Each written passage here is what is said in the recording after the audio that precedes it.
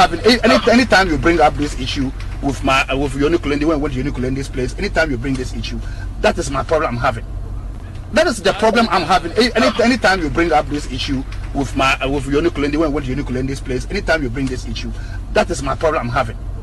That is the problem I'm having. Anytime you bring up this issue with Unikulende, when Unikulende is placed, anytime you bring this issue, that is my problem I'm having. Well, welcome to the show. Very well. So what happened? Did you hear the tape?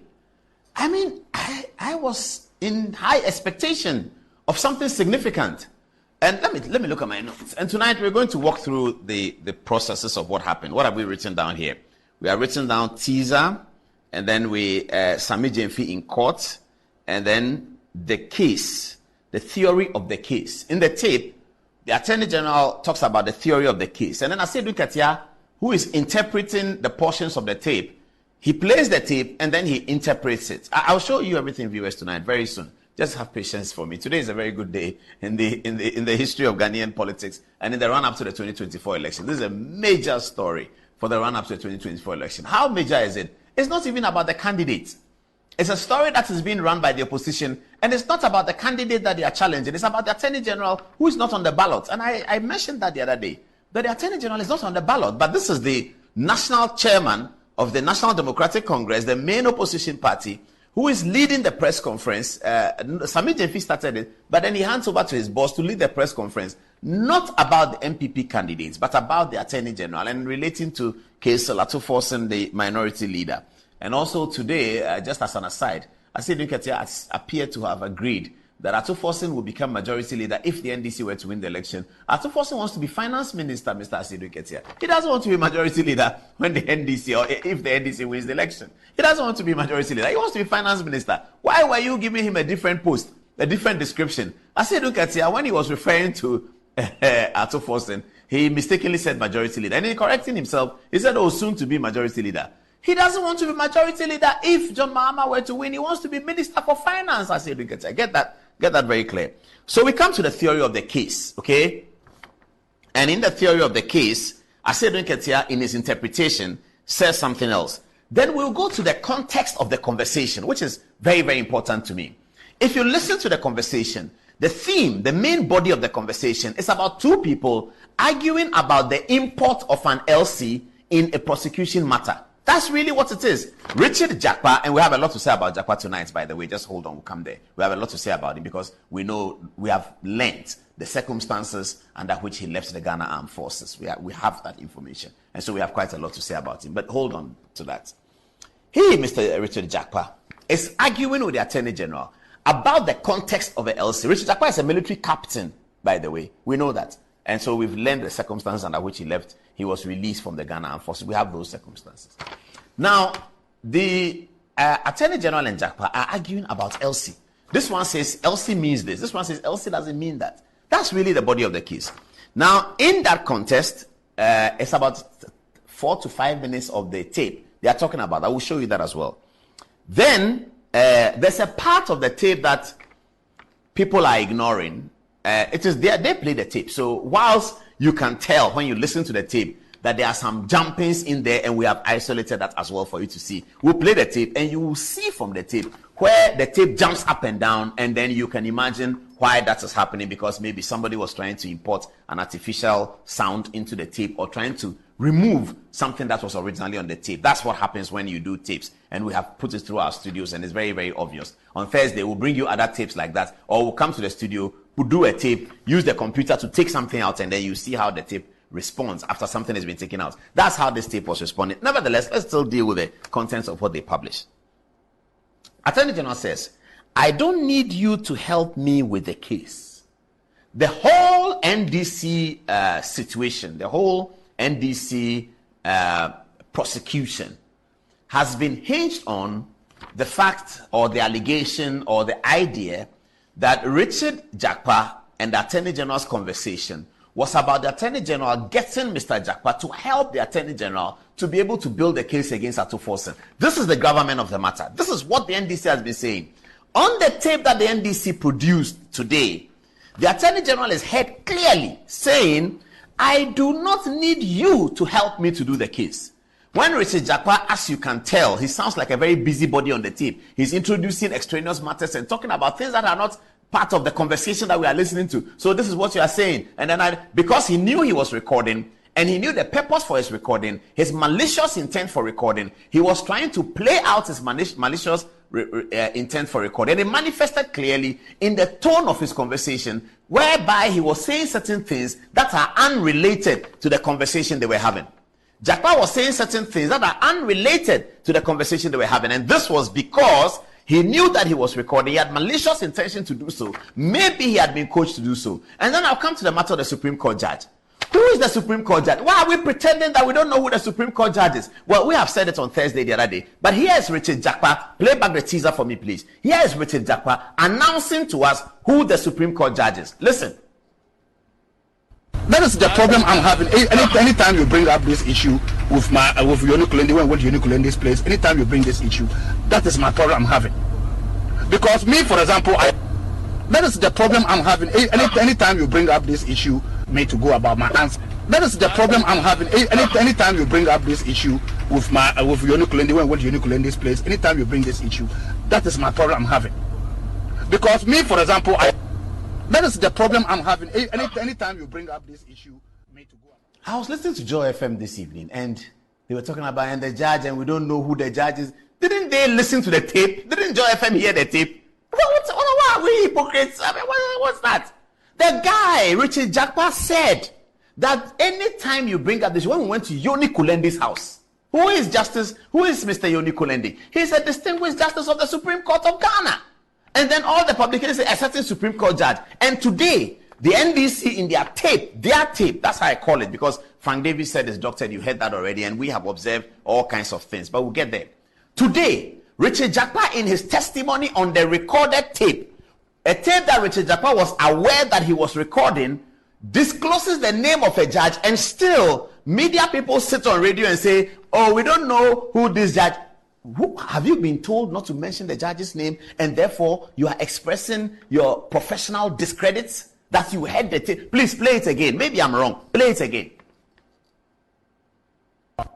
That is the problem I'm having. Anytime you bring up this issue with Yoni Kulendi, when Yoni Kulendi's place, anytime you bring this issue, that is my problem I'm having. Because me, for example, that is the problem I'm having. Anytime you bring up this issue, me to go about my answer. That is the problem I'm having. Anytime you bring up this issue with Yoni Kulendi, when Yoni Kulendi's place, anytime you bring this issue. So, ladies and gentlemen, we now officially know. We can no longer say it's a certain judge whose name we don't know. It is the distinguished Yoni Kulendi, Justice of the Supreme Court, one of the most distinguished barristers of all time in Ghana. And he's the Justice of the Supreme Court, in whose house this meeting occurred. Now we are getting conflicting signals. How many times did the meeting occur in the judge's house? Now, if the NDC is alleging all of these things against Godfrey Dame, that he wanted to cajole Richard Jakpa to change his testimony, in fact, to tell lies, did this occur in Justice Kulendi's presence?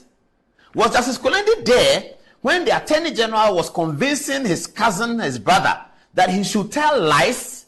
And what did Justice Kulendi say? And did Justice Kulendi preside over these meetings where the NDC is alleging that Jakpa was being cajoled by the Attorney General to speak things that are untrue in order to incriminate Atufosen, the minority leader? All these things happened in the presence of such a distinguished judge in the judge's house. The judge was the host of the meeting. All of these things happened in the judge's house, and the judge was aware about it. He knows that Attorney General was sitting in my house as a Supreme Court judge and trying to tell my brother that he should speak lies. Was the Supreme Court judge in this meeting? Play the tape again. Let's hear the name of the Supreme Court judge. That is the problem I'm having. Anytime you bring up this issue with Yoni Kulendi, when Yoni Kulendi's place, anytime you bring this issue, that is my problem I'm having. Because me, for example, that is the problem I'm having. Anytime you bring up this issue, me to go about my answer. That is the problem I'm having. Anytime you bring up this issue with Yoni Kulendi, when Yoni Kulendi's. Okay, so at the outset, we know who the judge is. No issues. We are not pussyfooting about this. We know who the judge is. And media people who tomorrow morning come and sit on me, they say, we don't know who the judge is. We don't know. Were you not in the press conference when I said you get here play the tape? the doctor tape. Were you not there when he played it? And in the doctor tape, did you hear Richard Jakpa mention Kolendi's name? Why then are we continuing with it? I don't know who the judge is, a name withheld. Please, please, please. Here on Good Evening Ghana, we don't do that. That's why we have been here for so long. We speak it as it is. It's blunt. It is Justice Kolendi, one of the most distinguished barristers and a particularly distinguished judge. It was in his house that this meeting occurred. Jakpa is related to him, and that's the reason why he offered to host this meeting. That's the matter of fact. Now let's get to the touch screen. Okay, let's begin with the afternoon's events. Today was very busy for all of us. So we woke up in the morning waiting for the court processes. I thought it was 9 o'clock, so I asked people to be there at 9 o'clock. Then it turned out that it wasn't 9 o'clock, it was midday. Now, in the courts, this is what happened as we have depicted here.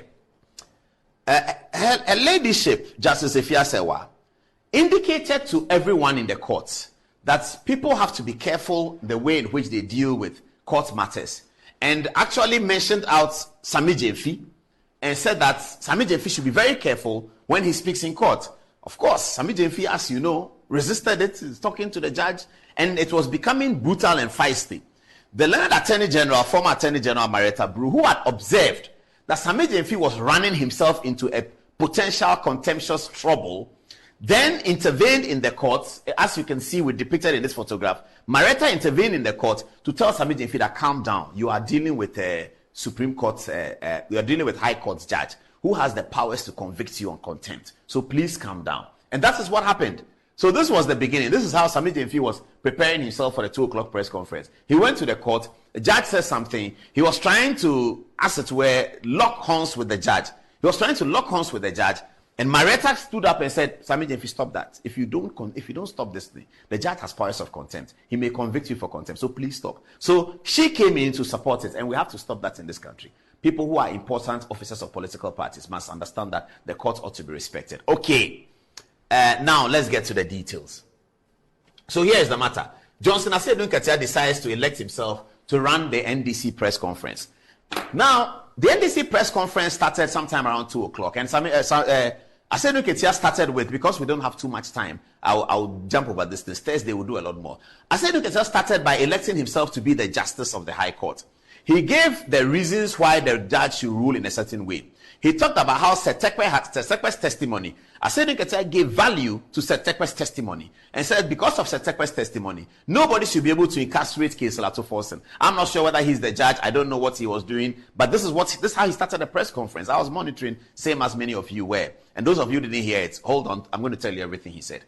So Asiedu Nketia started like that, and I was wondering, but Asiedu Nketia, I started receiving text message. Are you listening to your man? Yeah, he's my man. So I was listening. He said, the judge cannot rule this way, blah, blah, blah, all trying to suggest and posit a narrative that suggests that Atuforsen is not guilty. Fair enough, he's entitled to do that. So that ended. Then he came to the tape. He announced to the audience that the press, that he has a tape of 12 or 12 something minutes, 13 minutes or so. He indicated when the tape occurred, when the conversations occurred. Then he started playing the tape.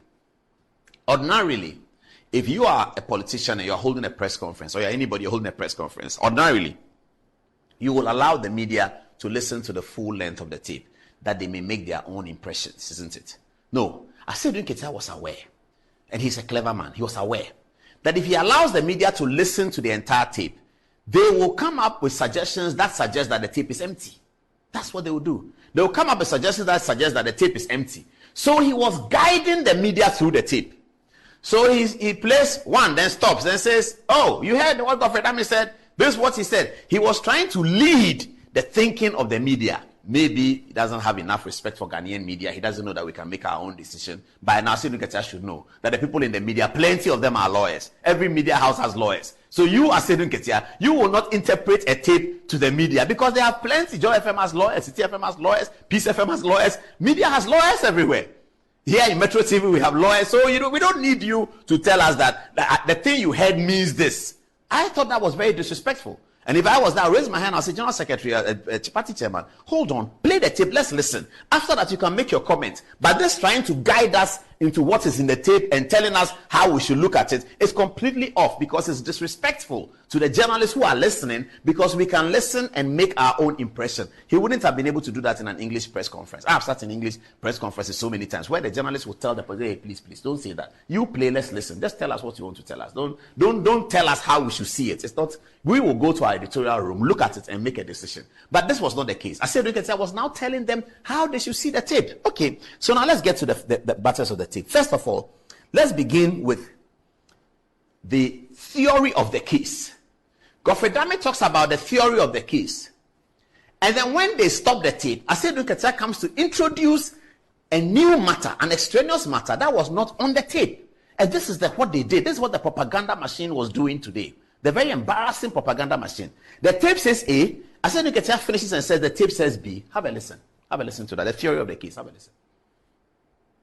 In my view, if we agree to this theory, it's so simple. The theory of the case. Not agree to the way you want to go. The way you want to go about it. If you agree to this deal, where the witness agrees with Godfrey Odame the way he wants to go about the case, then the witness will have no case. There will be no difficulty for him. In my view, if we agree to this theory, it's so simple. The theory of the case. Not agree to the way you want to go. The way you want to go about it. If you agree to this deal, where the witness agrees with Godfrey Odame the way he wants to go about the case, then the witness will have no case. There will be no difficulty for him. So listen to that part very. In my view, if we agree to this theory, it's so simple. The theory. Yeah. In my view, if you agree to this theory, the theory of the case is so simple, you will have nothing to answer.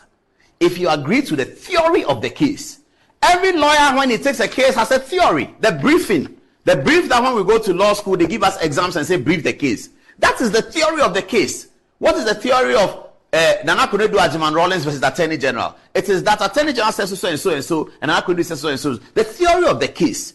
The theory of the case can be different in different eyes, in different spectacles.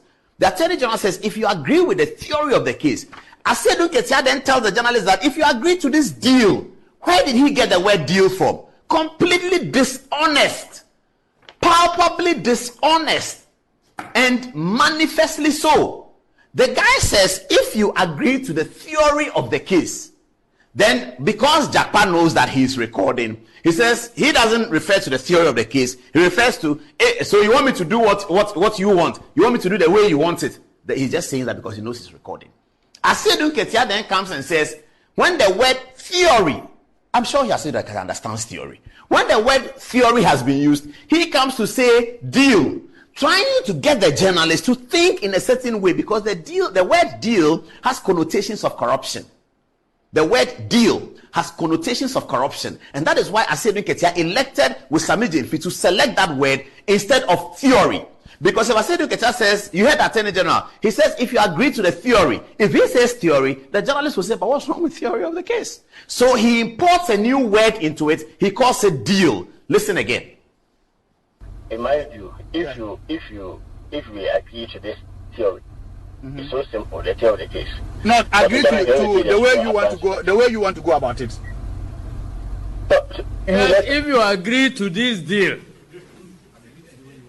where the witness agrees with Godfrey Odame the way he wants to go about the case, then the witness will have no case. There will be no difficulty for him. So listen to that part there. In my view, if you So, viewers, I think that point is well made, isn't it? If you agree to the theory of the case, this doctored tape, this tape that they have put together, will show you where they doctored it. Even in their doctored tape, the voice of the Attorney General says theory of the case. Then Asiedu Nketia says deal. Viewers, I leave it to you to make the judgment. Let me go to the next level of tape, because tonight we have people coming in with text messages plenty. We have to have time to read it. Let me get to the next one, the context. What we said, and we're going to evidence it.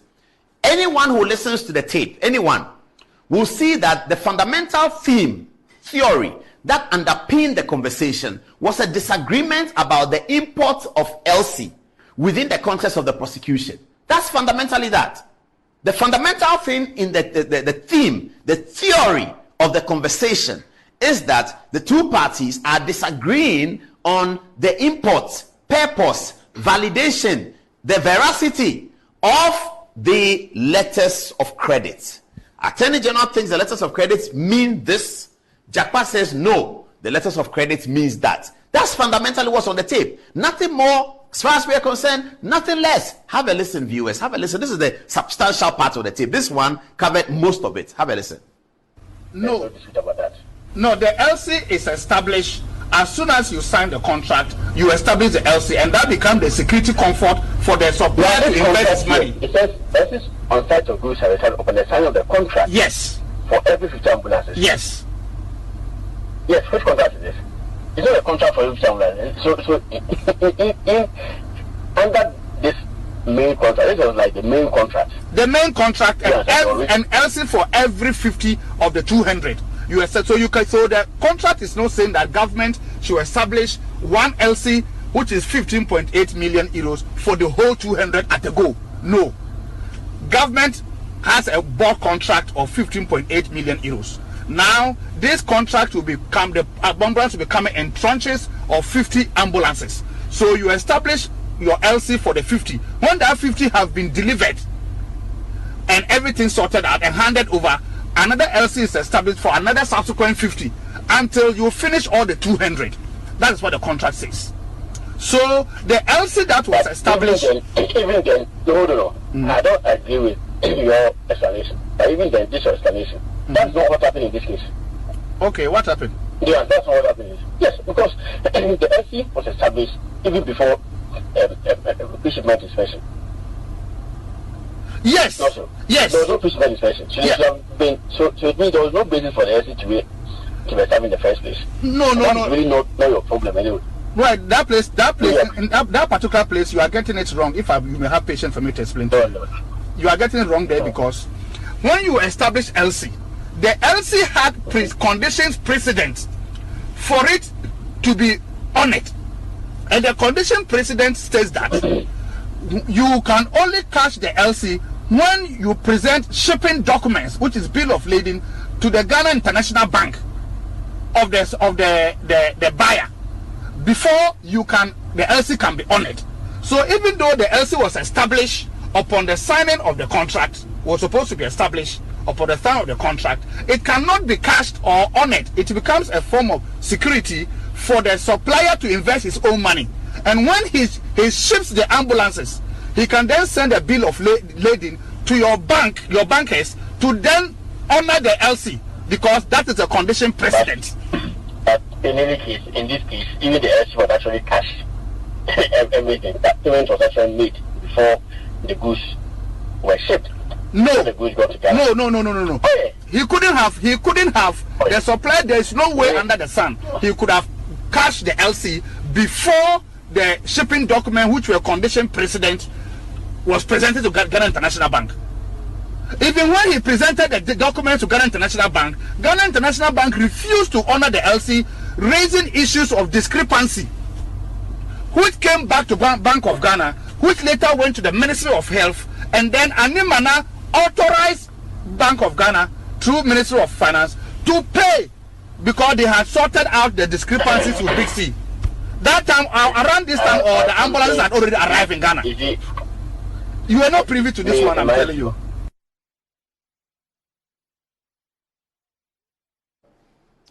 Yes, that was the main conversation. This was it. The conversation was about the LC as done. No, I don't think the LC. This is what it was about. It wasn't a conversation to say, I want to cajole you to say something to incriminate Atufosin.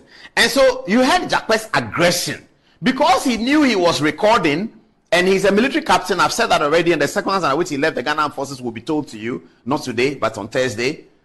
Because he knew he's recording, he was that aggressive. There's another matter about Jakpa that we have to look at. It's very complicated. That's a different matter. Thursday we are on him. all the text messages that he's exchanging with some people. People are coming and saying that, look, the guy you are talking about, he had this meeting with me. He said that about President Mahama. That's a matter for Thursday. Leave it. Let's deal with this one. So the conversation is about Elsie. It's not about Attorney General says, Jakpa, how are you? Listen, you have to be careful. You have to say this about 247 so that I can jail him. Nothing like that. In fact, the next tape I'm going to play to you is where you will see that there was an obvious attempt to amend the contents of the tape. In that part, the Attorney General clearly is heard saying, I do not need you to help my case. Because that has been the allegation of the NDC and the allegation of Sami Jemfi here.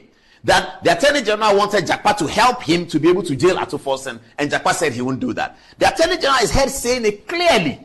I do not need you to help, even in the doctor tape. Then after that, they are listening, so they hear that, this thing the Attorney General said, it is going to affect what we want to do.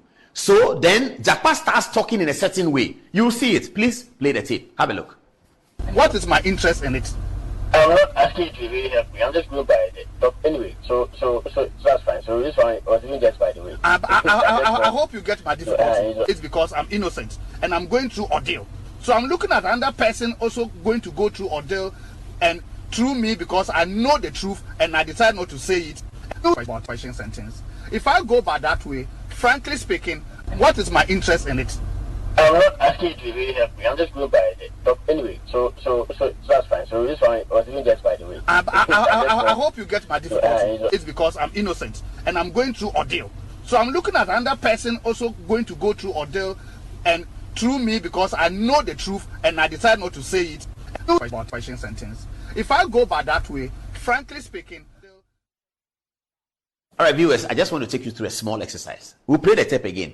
The place where we put the 4 stars, if you listen carefully, viewers, you will see that after Godfrey Dame, in a very low voice, I don't know why Jakpa was loud, because he was recording, he was very loud, and Godfrey Dame was quite low. Godfrey Dame says that I don't need help me to do the case. In any case, it's okay. I don't need to help me do the case. It's fine. That's what the Godfrey Dame said. Then Jakpa is very loud and talks about, I have gone through ordeal. No, nobody is talking about. The man says, I don't need you to help me do my case. If you will not agree with me on what LC means, it's okay. We'll go to court and sort it out. No problem. I say LC is blue. You say LC is red. Okay, let's go to the court and sort it out. The judge will decide whether LC is blue or LC is red. I don't need to help my case. End of story. Then he goes on a tangent on, I have suffered, so I don't want another person, because he knew that he was recording and he was trying to build up this case. Very dishonest, very, very wicked people. Very wicked people. Terribly wicked people. Now, viewers, listen to it again. Now, pay attention to where we put the stars on the video. Please play it again. What is my interest in it? Tell Kweku text message. I'm just going by it. But anyway, so this one was even just by the way. I hope you get my difficulty. It's because I'm innocent and I'm going through ordeal. So I'm looking at another person also going to go through ordeal, and through me, because I know the truth and I decide not to say it. About question sentence. If I go by that way, frankly speaking, what is my interest in it? I'm not asking you to really help me. I'm just going by it. But anyway, so that's fine. So this one was even just by the way. I hope you get my difficulty. It's because I'm innocent and I'm going through ordeal. So I'm looking at another person also going to go through ordeal, and through me, because I know the truth and I decide not to say it. About question sentence. If I go by that way, frankly speaking. So if you bring a tape that you have already worked on, in which the Attorney General says, I don't need you to help me do my case. Before then, Sami Jemfi had spoken several times and said that the Attorney General wants Jakpa to help him to do the case against Atuforsen. And that was the point about the conversation. The Attorney General is clearly heard saying, even the one that they have doctored. Attorney General is heard clearly saying that, listen, I don't need you to help me do my case. Then they doctor it, then he jumps. So I'm suggesting that after that one, the Jakpa did the voice over, which they have imported into the thing. That is why his voice is very loud there. They did a voiceover, and that's why the tape has taken that long. From last Thursday, when Sami Jemfi said they had it, it is today that they are bringing, and they didn't tender it in court. They know that the tape will not stand the test of courts, because in court there are forensics, and when he tenders it, the forensic experts will come and look at the tape. If the NDC believes that this tape helps their case in the Atuforsen trial, they should tender it in court. And I like what Godfrey Dame said the last time. He said that when the case continues next week, it will be live on TV. I like what Godfrey Dame said, and this is not the first time Godfrey Dame will be doing that. He's done it already with the LGBT. It was on TV. Godfrey Dame is going to apply to the High Court judge and to the judicial system that because of the high public interest in this matter, put it on television. We will all see when Richard Jakpa gets into the box to be cross-examined by Godfrey Dame, and this tape will be tendered. Richard Jakpa will be asked, do you know about this tape? Are you the one who gave it to Asedu Nketia? Please, by court, play the tape. And then the forensic will come and look at the tape and make a decision. What kind of thing is this? What is this? Is that how we want to run this country? Because somebody must win an election, you bring everything down and let our children start learning deviant behavior like this, take tape and doctor it, this kind of deviant behavior. People who have been released from service for questionable character are the people that we should be looking at as role models in our society. Those of you who have young children, is that what you want your children to grow and do? People who have been released for questionable character go and do this kind of horrendous activity and put it out there that because of politics, because somebody must win election, this is what we are doing. He will have to stand the test of time in court, and that will be on national television. Everybody will watch it, and then we'll see. You go and put a tape and say, look at your Papa Penny like this. Why? We all look at us up to say, look at your big man like that. And then you get involved in something like this. Something horrendous like this. Asedu Nketia is involved in it. Why? What's happening? What's going on? You heard it. He said, I don't need you to help me do my case. Anyway, they were also not, they didn't resist the temptation to put out text messages. WhatsApp text message. Let's put it out. And in doing so, they put some and release some. They put some and remove some. Why didn't they put everything out? Okay, I don't know whether our people have put it together. Have they? Okay.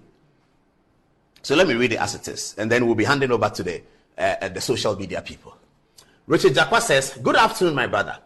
I'm Richard Jakpa, a junior bro of Justice Kulendi. Now, this clearly shows that Jakpa is introducing. He is introducing himself. He said, I'm Richard Jakpa, a junior brother of Justice Kulendi. You intervened to secure my bail some weeks ago. Then there's a message deleted. I'm humbly requesting for a time and venue at your convenience to meet you for a private discussion. I'm most grateful for the kind gesture from you. Hope to hear favorably from you, sir. And then says, thank you. Then Godfrey Dame says, I will arrange through your brother. I am most grateful, bro. Something like that. Let's see what continues. He says that hope to hear from you favorably. I'm most grateful for the gesture. Thank you. And then here, Godfrey Dame says, I will arrange through your brother. Richard Jakpa is the one who reaches out to the prosecutor and says that I am Richard Jakpa. He's introducing himself, a junior brother of Justice Kulendi. And he's telling the attorney general that you have done something good for me. He says, you intervened to secure my bail some weeks ago. I am humbly requesting for a time and venue at your convenience to meet you for a private discussion. He says, I am humbly. This is the same guy who then comes, and you heard the tone of his voice, because today he knows that he's recording the attorney general and he thinks that he's going to get something major out of it. You heard the tone of his voice. Listen to the tone of his text and listen to the tone of his voice. You'll see a completely different person. This tone is different from the tone of shouting that I don't want another person to go to prison the way you want me to do it your way. The theory of the case, Asedu Nketia calls it a deal. Viewers, I can't say more. Let's go to the text messages and see what people are saying. Later tonight, we'll be talking about football, where Manchester United have won the FA Cup in England last Saturday. And also, Champions League comes up on Saturday. We'll discuss it tonight. Al-Hassan Bello is here with some revealing information about the coup d'etat in Congo. All of that is coming up. And this one, Sami Jefi, stop disrespecting the court. Remember not to disrespect the court. Who should I start from? I think I'd like to begin with Antoinette. What are people saying?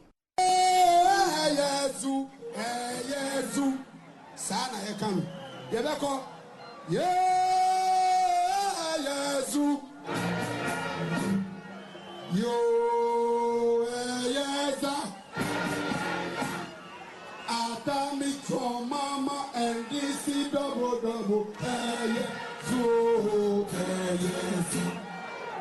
What I say? Debeko,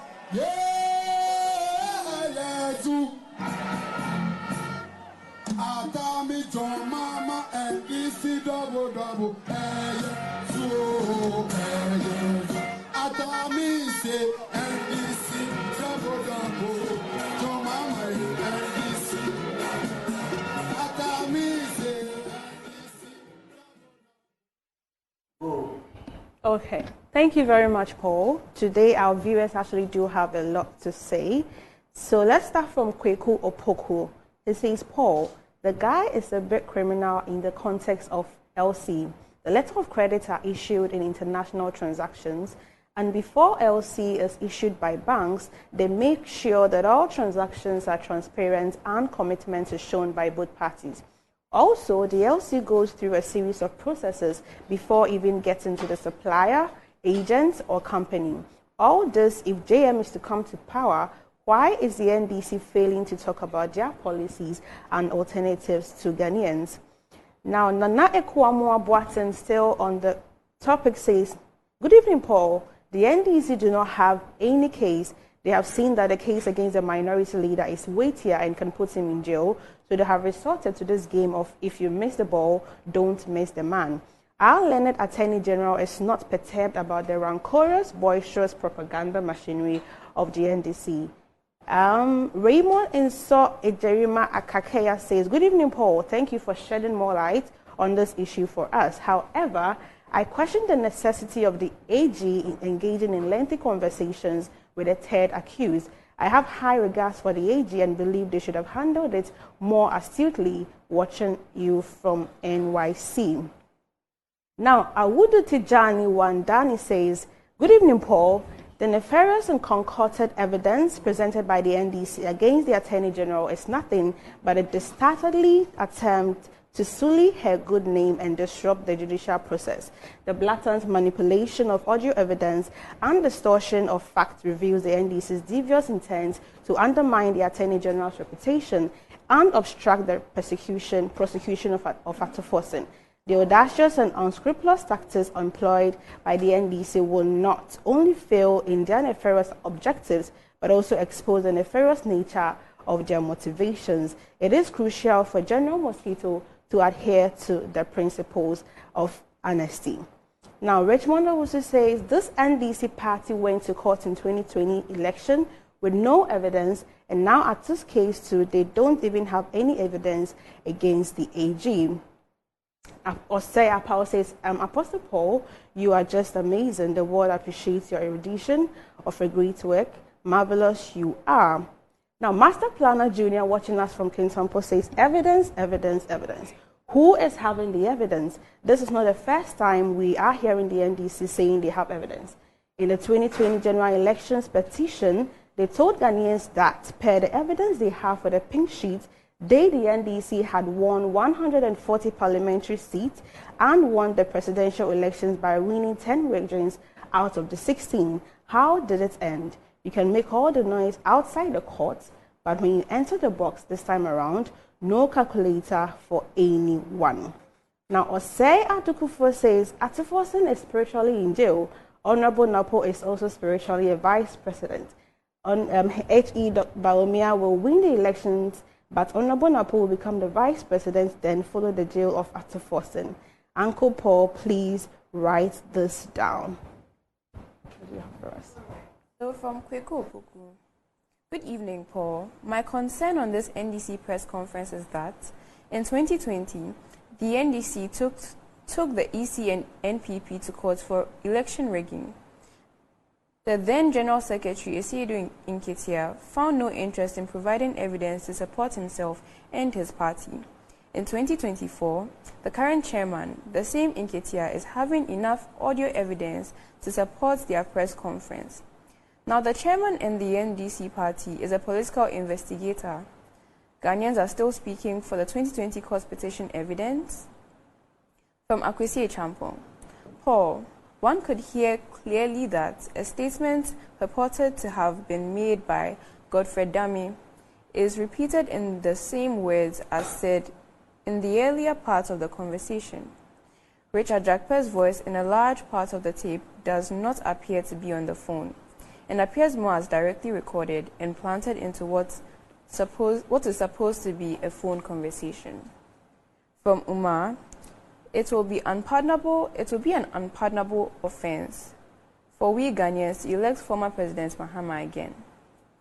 Abdul Hafiz says, Paul, we are not getting the metro in Bimbila. Can you do something about that? From Lamprey, I live in Ashaman Official. It was all about agenda setting and doctrine of audio. Why is Godfrey Dame's voice not clear compared to that of Jakpa in the leaked audio? From Edward, this is what these NPP judges have been doing, manipulating every process in the country. From Alexander Sefa, NDC must up their game in this technology world.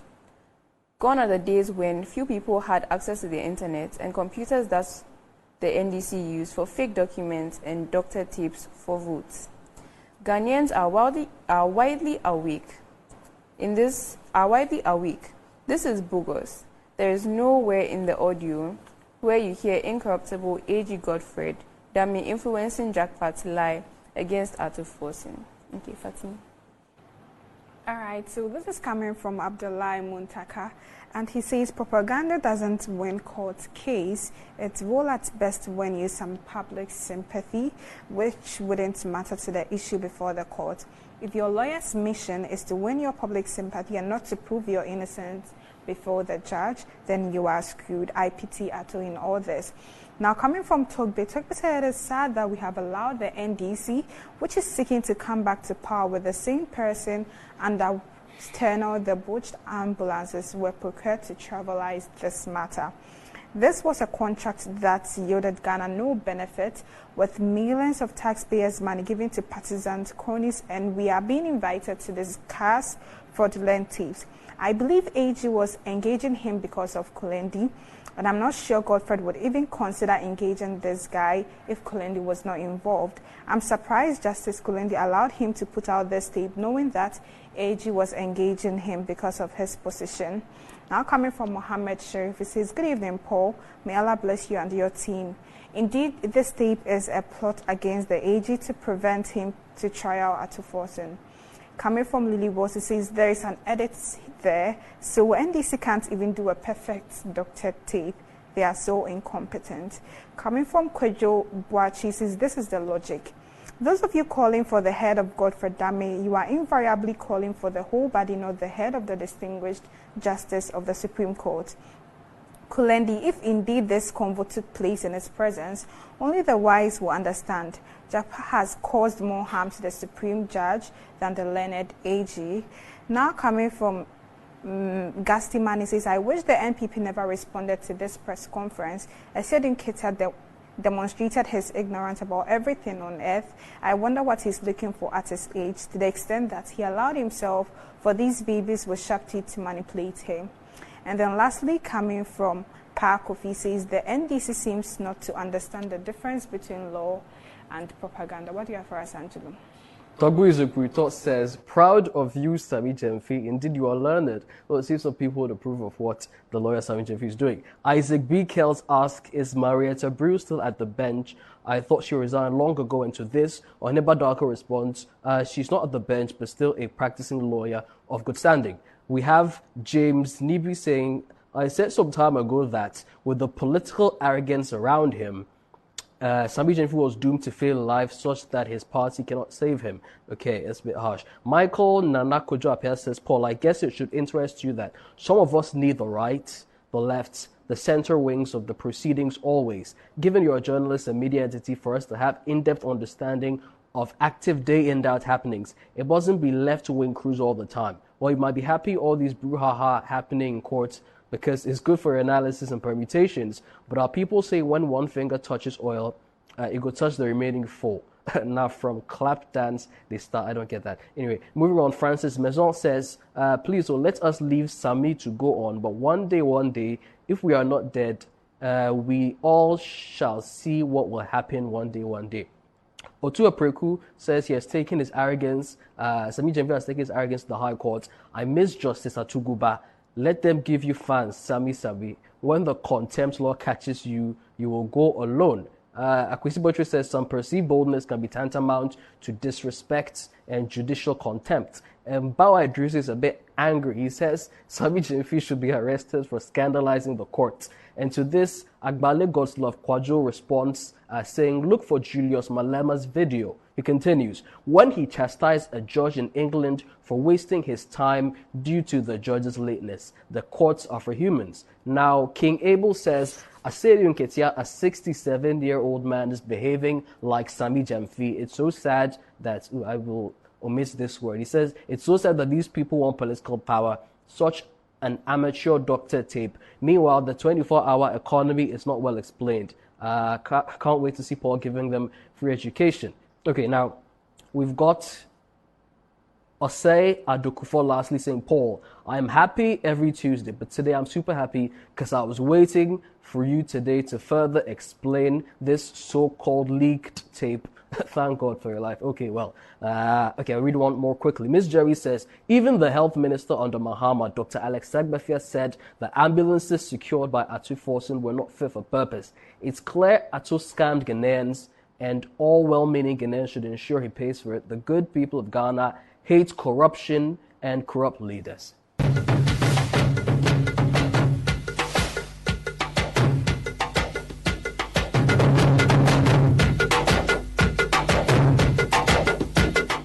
Yesudina ya boswi, awanwedina ya boswi. Yebese obun samjuma ni nara. Yenya bosu jidie mu sentre ni bedi echio. Yesudina ya boswi. Yesudina ya boswi. Jehovah dina ya boswi. Yebese obun samjuma ni nara. Yenya bosu jidie mu sentre ni bedi echio. Yesu dina ya boswi. Yeah, I'll take the song again and then we can. Yesu dina ya boswi. Awanwe dina ya boswi. Yebese.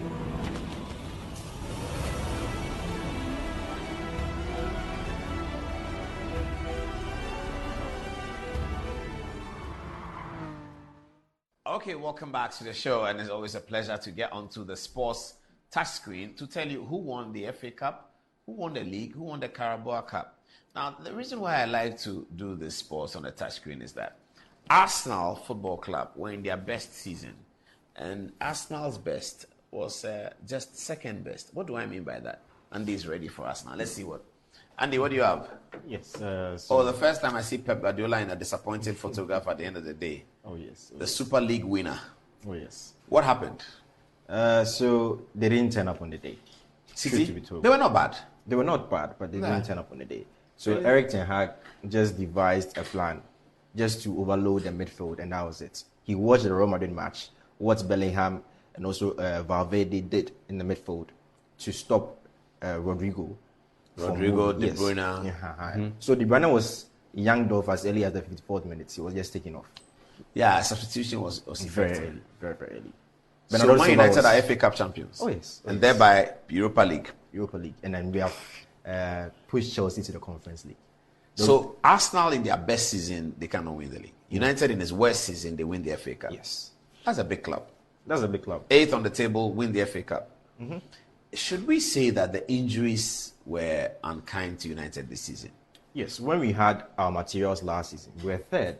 At a point in time, we were even pushing City and Arsenal for the league title. You understand? And we're just behind Arsenal 6 points and City just 9 points. So, barring what happened this season, we had 45 injuries. And only centre-back pairings alone, 23 different centre-back pairings, the most in the whole Europe. So just imagine. So the regular centre-backs will be Varane and also Martinez. Yes. But two of them will be the regular, but they never were able to be on the field at the same time as a result of injuries. So they had Maguire, Maguire Lately, played. had him in Casemiro. Yes, Evans, Casemiro, even Luke Shaw played at a point in time. In central midfield. Yes, even central defense. There's this little kid called Kambuala from the academy. Yeah, he came out. I saw that. Okay. It's really so sad. whose day was it? Was it Garnacho's day or was Kobe Mainoo's day? Kobe Mainoo. How? Why? He was the midfield. Making Rodri. The reason why Kobe Mainoo took the day was Rodri. Rodri is this influential person in City's team. He has played 75 times and they have never lost. So anytime he's on the field, 75 times, they never lose. I see. So he lost when he met his meter, and then he was running around. Let's go to Paul Scholes. Paul Scholes said something. This is the women's team. You remember they won the FA Cup. Yes, and you said, can the men's team also replicate that? Yeah. Just 2 weeks later, and then we also won it. So let's move to our friend Paul Scholes. He says, don't waste your time with comparisons between us. He is 10 times the player I was at 19 years. Quite a huge statement from Paul Scholes himself. The boy is special, he says. Yes, he's a special talent. That at 19, what Kobe Mainoo is doing, he was 10 times the player that Paul Scholes was. And that's high praise. You understand? Has Ghana lost him completely? Completely. He's going into the Euros for England. Oh, yes. But if he changes his mind, he wins. But is that an opportunity technically if he changes his mind with the FIFA rules? Oh yes. He has to play not more than 3 matches, and for now he has played 2 matches. So also only 1 game and he's out. Yes. England line up against who? Denmark. Yes. So they have Denmark, and also they have Austria in their group, and I think Netherlands also. I have to check the groups again. I see. So, yeah, we have lost him. So Kobe Mainoo is a star of the moment. He'll be for United next season. Hopefully. Real Madrid is not coming for him. If they come for big money, but I don't think we'll sell him. He's a one for the future. We have to build a team around him. Yeah. Get a good DM next season. Casemiro is quite old, so get a good DM next season, and we are good to go. Okay. Yeah. Okay. So yes, that was Kobe Mainoo. There was this picture that was trending during the weekend. That's interesting. Yes, his mom brought out a picture of when he was a kid wearing a United jersey. You see. He dreams and eats United. Oh yes. It was he grew up in Manchester. Yes, Stockport. Closer to Manchester. Yeah. Oh, so I see. That's the man there. So he's living his dream. Oh yes, he's living his dream. And this was his big sister, and also that's Kobe Mainoo watching the United reserves team those days. The sister said this was 2011. So you can see that he's United through and through. Oh wow! It's really nice. I like the guy. It's a Ghanaian family, isn't it? Yeah. So they speak Twi, everything. Yes. The sister is called Ama Mainoo, and he's also called Kwabena Mainoo. Oh wow! That's really nice. His parents have done a good job. Yes, and in 2022, at Old Trafford, they won the FA Youth Trophy in 2022 in May 19th. Oh, I heard Garnacho was in that team as well. Yes, he scored the winning goal, and that was Mainoo. This is Mainoo, and that's Garnacho. Oh, they've known each other that long. Yes, and then nicely cladded in the suits, and then they won on Saturday. You understand?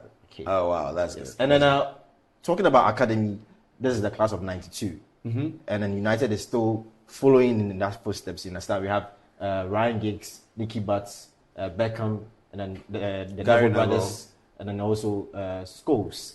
And this last guy, I have forgotten his name. I don't know where he passed. Gary and Phil Neville over there. Yes, the Neville brothers. Just behind Beckham. Yes.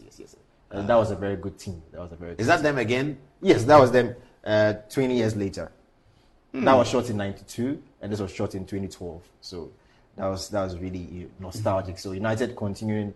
And yes, a record is they are the first teenagers after Cristiano Ronaldo to score in the FA Cup final. Cristiano Ronaldo scored in the 2004 FA Cup final. Yes. That was against, I've forgotten the team, Millwall, yes. Millwall were in at the time? Yeah. West Ham's biggest rival was Millwall. So they are the youngest duo to score in an FA Cup final. That's Kobe Mainoo, 19, and also your man Garnacho at 19 years old. That's really nice. And then, Rashford was crying. And then, why? So he has had a lot of abuse during the whole season, and I think the emotions went to him. You understand? The emotions about winning the trophy. The players, but he's been below himself. He must know that. Yes. He must know that. From scoring 31 goals last season to this is really, really sad. And then that was the first goal. So I'm asking, was that a mistake between the goalkeeper? Who was the cause? Was it the goalkeeper or the defender? Enemies of United said that it was organized so that United can take the lead. That's what they said. Yes. But I'm not sure whether the goalkeeper didn't see or the player didn't see that the goalkeeper was so close. He really should have seen it. Unless he had premeditated that I'm going to head the ball. Sometimes the players do that. I'm going to head this ball. So he gets himself in that position. Nothing is able to stop him. And I think he probably was in the air already when he saw the goalkeeper and he really couldn't do much about it. Garnacho just pounced, predatory, very, very predatory, and he got the goal for us. That's really good. And yes, talking about the midfield, you see how they packed the midfield. They overloaded the midfield. So that was Rodri. He couldn't even get a chance to pass to De Bruyne, to Haaland, to Foden.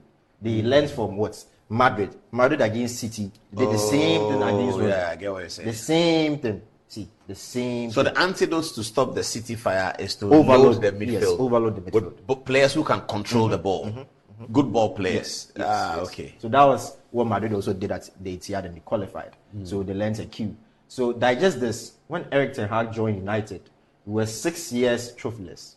We have now won back-to-back trophies in 2 seasons. This is to the fact that we are hearing things that Erik ten Hag has been sacked by the board. Yeah, they have to let him go, I think.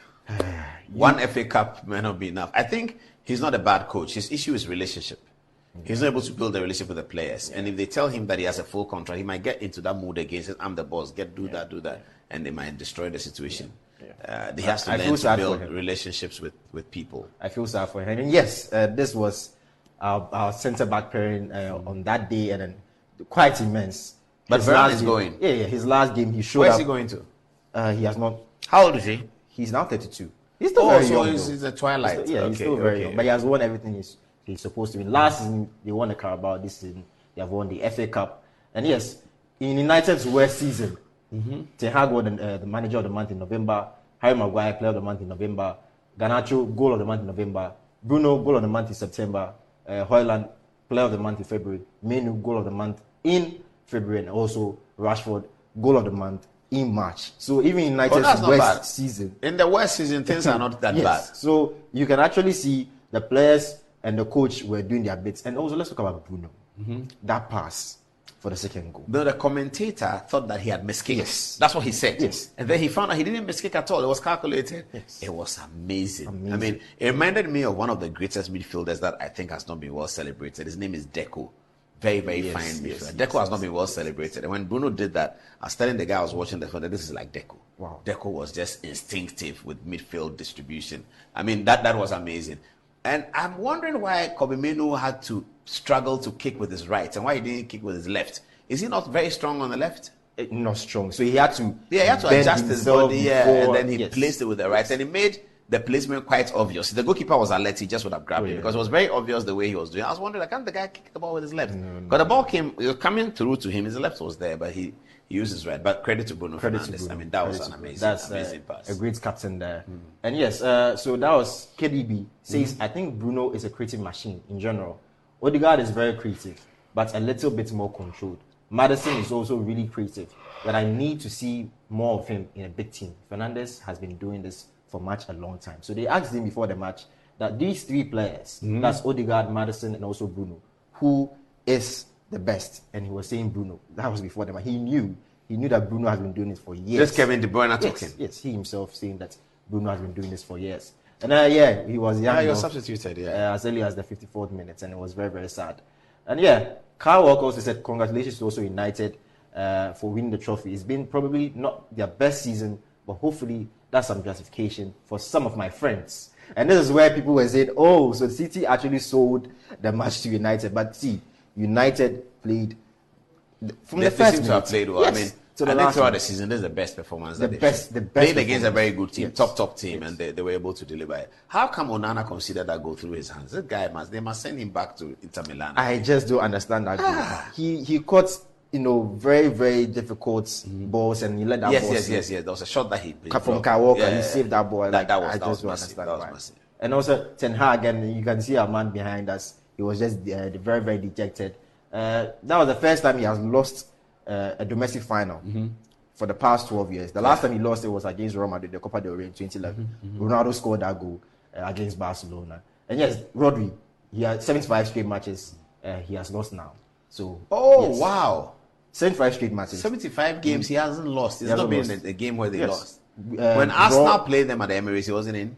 No, he wasn't. He wasn't in. He was Okay, injured. He was okay. injured. So every match he plays is either a win or a draw. Draw. And now they lost. Kobe Manu effect. Yes, the Kobe Manu effect. And let's talk about the trophies. The trophies now. United has 60 domestic trophies. Liverpool 53, Arsenal 46, Man City 31, Chelsea 23, and then Spurs 21. United top on the list of domestic trophies. Yeah. But Arsenal lead in the FA Cup. Arsenal have 14 in the FA Cup, United have 13. One more, United will catch up with them. So yes. United lead in the league trophy with 20 times. And in FA Cup, they are second to Arsenal with 13. So if next year United win the FA Cup, 14. Maybe next year Arsenal will win, I don't know. Hopefully. So yeah, this was the City players. You could see they didn't come. People were saying they didn't dress for the occasion. The United players before the game. Yes, when they were entering, they just wore some polo shirts and then trousers. They looked very casual coming into the match. Not a regular suit. Oh no suits, nothing. And then people were complaining. Yes, and that was Fergie. If Fergie is happy, we are all happy. for the first time in a long while, seeing the old man happy. Were they celebrating the final whistle? The final whistle. The final whistle. Yes. And that was the new owner, Ineos, also very happy. And also the Glazers, they were also happy there. You see, they are all happy. Are the Glazers going to sell more shares to the Abu Dhabi man? Hopefully. And yes, during the weekend, Saturday, they won the final match. That's the FA Cup, the DFB Pokal. So they lost. Funny enough, they lost the Europa League final against Atlanta 3-0. I saw that. Yes. I saw it. It was quite disappointing. Lookman. So Lookman made it happen, 52 matches unbeaten. They just lost one match. So a very good season for them. And do you think he should move on? Who is this? Alonso. Oh, Xabi Alonso as coach of Bayer Leverkusen. Do you think he should Does move Chelsea want him? Oh, no, he shouldn't go to Chelsea. Does Arsenal want him? They are good with Arteta. Barcelona, do they have a coach? Yeah, then they have found one. Yeah, Hansi Flick. Okay. I think you should do another season with Leverkusen. Let's see. Yeah. Let's see. And let's see whether saying, he'll begin to sow the seeds of one of the greatest coaches. People are saying you should wait for Ancelotti to leave. Ancelotti is leaving next season, so hopefully. Oh, so he can go to Real. Yes. Did he play for Real? Yes. He did. Okay. And City, regardless, even though they lost, they still did the parade yesterday. And you could see this was last year. That was Grealish this year. Doku. You can see they still had the party regardless. 4 in a row, so they were so happy. And yeah, Harry Kane, he has officially won the Golden Boots. In the Bundesliga, how many goals? No, the whole of Europe. 36 goals. This season? Yeah. Better than Haaland? Better than Haaland. Really? Haaland had 27 goals. So they're here. Haaland has 27 goals. And then Harry Kane has 36 goals. And then Sergio Guirassy, our brother from Guinea, at Stuttgart.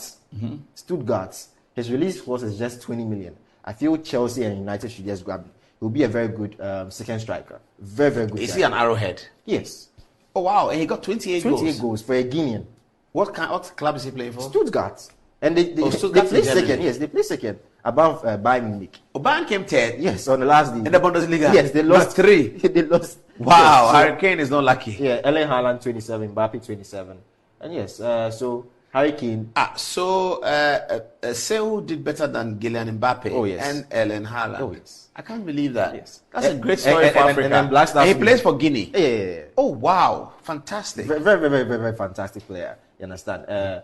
So that's it. And also, the final. The final will be coming.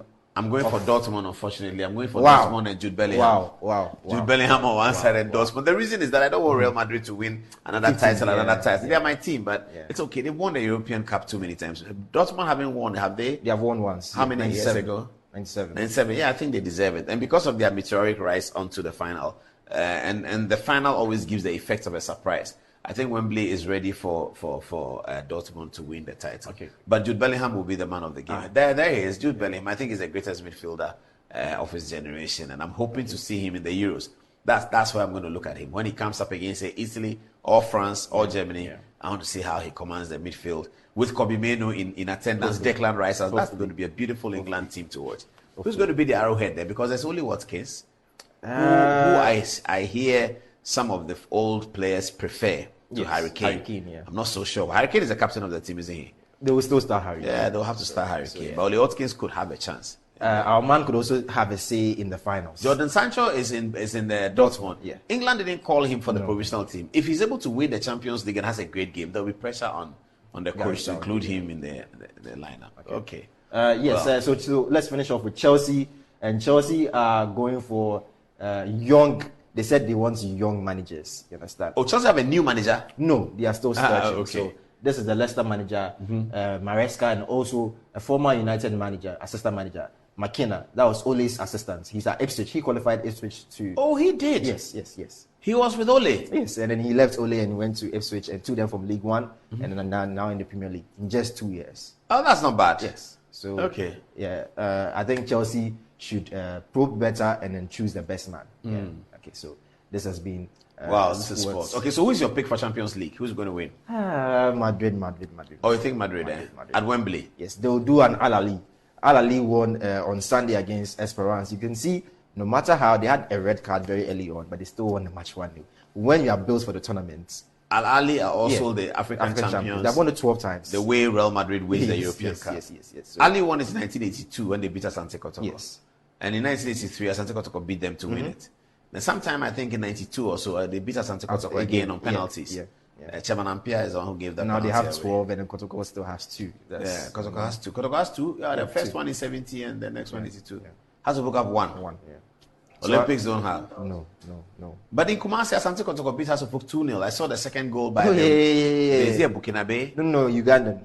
The guy is good. The guy is good. Very, very good. He picked the ball well. Very he turned good. well. Very good. Wrap up his man and then he turned out the shot. The stadium went agog. I saw it. Yes, he's the top scorer of the league now. So 14 goals. For Asante Kotoko. Kotoko in which position? They are around 8 now. So as their management boardroom wranglings been resolved, is Ogum in charge fully? Everything is going on well. It's now hard to folk that around there. Having a problem. They are flirting around the relegation zone. So just imagine Hasselhoff goes to relegation. No, Hasselhoff will not go to relegation. Hasselhoff will not go to relegation. Yes. There will be no Ghana Premier League, but Hasselhoff is on relegation. Wow. Okay, great. Okay, great, Andy. Let's look forward to a great weekend with the Champions League football final, Real Madrid and Dortmund.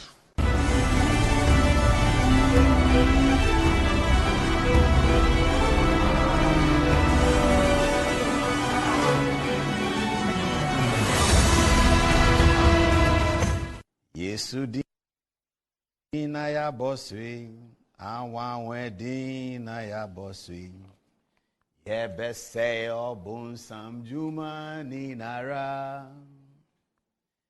Yenya bosu jidie mu sentre ni bedi echio. Yesu dina ya boswi. Yesu dina ya boswi. Jehovah dina ya boswi. Yebese obun samjuma ni nara. Yenya bosu jidie mu sentre ni bedi echio. Yesu dina ya boswi. Yeah, I'll take the song again and then we can. Yesu dina ya boswi. Awanwe dina ya boswi. Yebese obun samjuma ni nara. Yenya bosu jidie mu sentre ni bedi echio. Yesu dina ya boswi. Yesu dina ya boswi. Jehovah dina ya boswi. Yebese obun samjuma ni nara. Yenya bosu jidie mu sentre ni bedi echio. This is a song that was sung by Apostle Yentumi and Apostle Enim of the old order. Yeah, and it worked.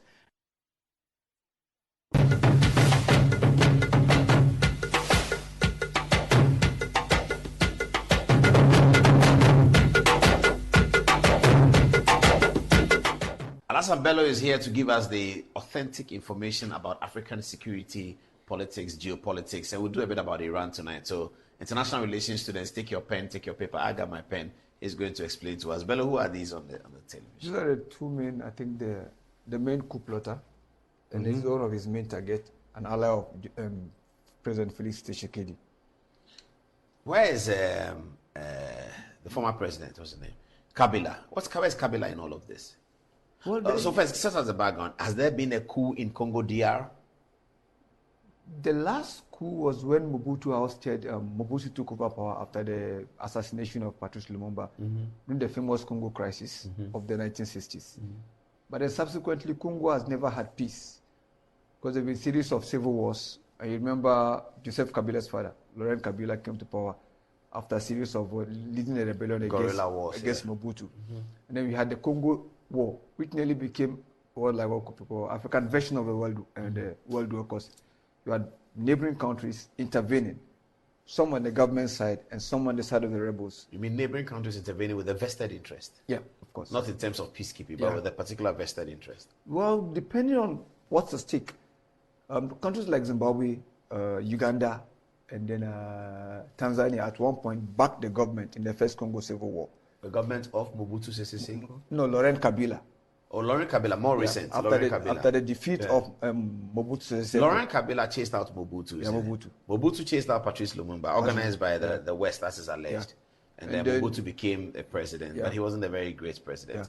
But Mobutu enjoyed the proxy leadership from the Cold War. Yeah, he benefited from the Cold War. So as a proxy of sorts. Preventing the spread of communism. Absolutely. And he stood for what he thought was capitalism, or he expressed himself in a capitalist context. Yeah. And so Congo is an important country. And that's why Kwame Nkrumah sent our troops there, because Nkrumah was hoping that the fertility of the Congo doesn't fall in the hands of the imperialists. It's called the heartbeat of Africa. That's what he tried to prevent. Yeah. But King Leopold had probably better luck than we did, and Leopold was able to continue to control Congo for a long time. But Congo is a great country that should recover and become a normal country like Ghana, Nigeria, Cote d'Ivoire. If that were to happen, the Congo is the same size as Western Europe. The entire Congo is the same size as DR Western Congo Europe. in particular. DR Congo is the same size as Western Europe, and they have tremendous. I think it's the world's most resource country. There's a book entitled "Too Rich for Peace," and it's about Congo. And I can't remember who. I think it's Paul Collier. Collier had what he wrote. The too rich for Congo. peace. That Congo is too rich for there to be peace. Too much vested interest: lithium, gold, cocoa, everything. Cobalt and the likes. Everything. In terms of minerals, the stones, Congo has everything. So right now, is the government stable? Well, the government has recovered. The coup d'etat failed. I don't know whether to say it was ill-planned or ill-timed. We can't tell for sure. But then one of the main targets was Vital Kamerhe. Is one of the president's core ally. It seems he was being touted to be the next prime minister also. But Tshisekedi won elections just recently. And there was this view by some people that the previous election in 2018 that took Joseph Kabila out of office was actually won by Martin Fayulu, per independent observers, including the Catholic Church in DR Congo, the National Episcopal Conference. They believe that per their own tally, Fayulu won the election, not Tshisekedi. But you see, Tshisekedi also comes from a very strong family. His own father, Etienne Tshisekedi, was a veteran opposition leader. So people felt there was opposition to who? To both Mobutu and Kabila. Okay. Prior to that, the father served as a prime minister to Mobutu along the line. Oh, I see. So there was this belief that in 2018, there was a deal between Felix Tshisekedi and Joseph Kabila. To protect him after leaving office. To hand over to him. Yeah. So is it something similar to what they were trying to do in Kenya between Uhuru Kenyatta and Raila Odinga? Two former political families sort of coming together, and is it a thing that East Africa or something like that? But it's an interesting arrangement. Political opponents originally, but then sort of trying to hand over to him. I think the region has some form of dynastic alliance and misalliance, and sometimes could boil down to so many issues. So people felt that is the issue. But somewhere last year, there was this reshuffle that was done by Felix Tshisekedi, both within the military and within the political circle. And per some analysts, it was an attempt to create his own power base and weaken the support or strength of, what do you call it, Joseph Kabila. Whose passport is here? Why do you show So in the coup d'etat, there's perhaps an Israeli link and an American link. Oh, that's interesting. It's a proxy coup? Well, the details are not yet clear, so it's quite difficult to say because after thwarting the coup, they just kept everything. But in terms of business interest, do the Belgians still control Congo? Because I see a lot of Nigerian businessmen are moving to Congo these days. Egyptian businessmen are in Congo these days. I think the French are more influential in Congo than the Belgians. They are all French though, so it's difficult to tell between a French white man and a Belgian white man. Yeah, but when it comes to Belgium, you have the Walloons and the but if they are speaking French, they speak from Belgium. French, but then automatically, but I think I don't know the amount of influence Belgium still retains, but the French have grown in influence, and then likewise the Chinese have equally made. Yeah, Chinese have been there. Made great strides. Where do the Congolese elite travel to when they go to Europe? Is it to Brussels or to Paris? Well, mostly they go to Brussels. And so then they go to Brussels and Paris. They just go in between. Brussels and Paris is just about an hour away so they just, by train. They shuffle around. Yeah, so it would suggest that if they go to Brussels, then perhaps Belgium still has control. So they just shuffle around.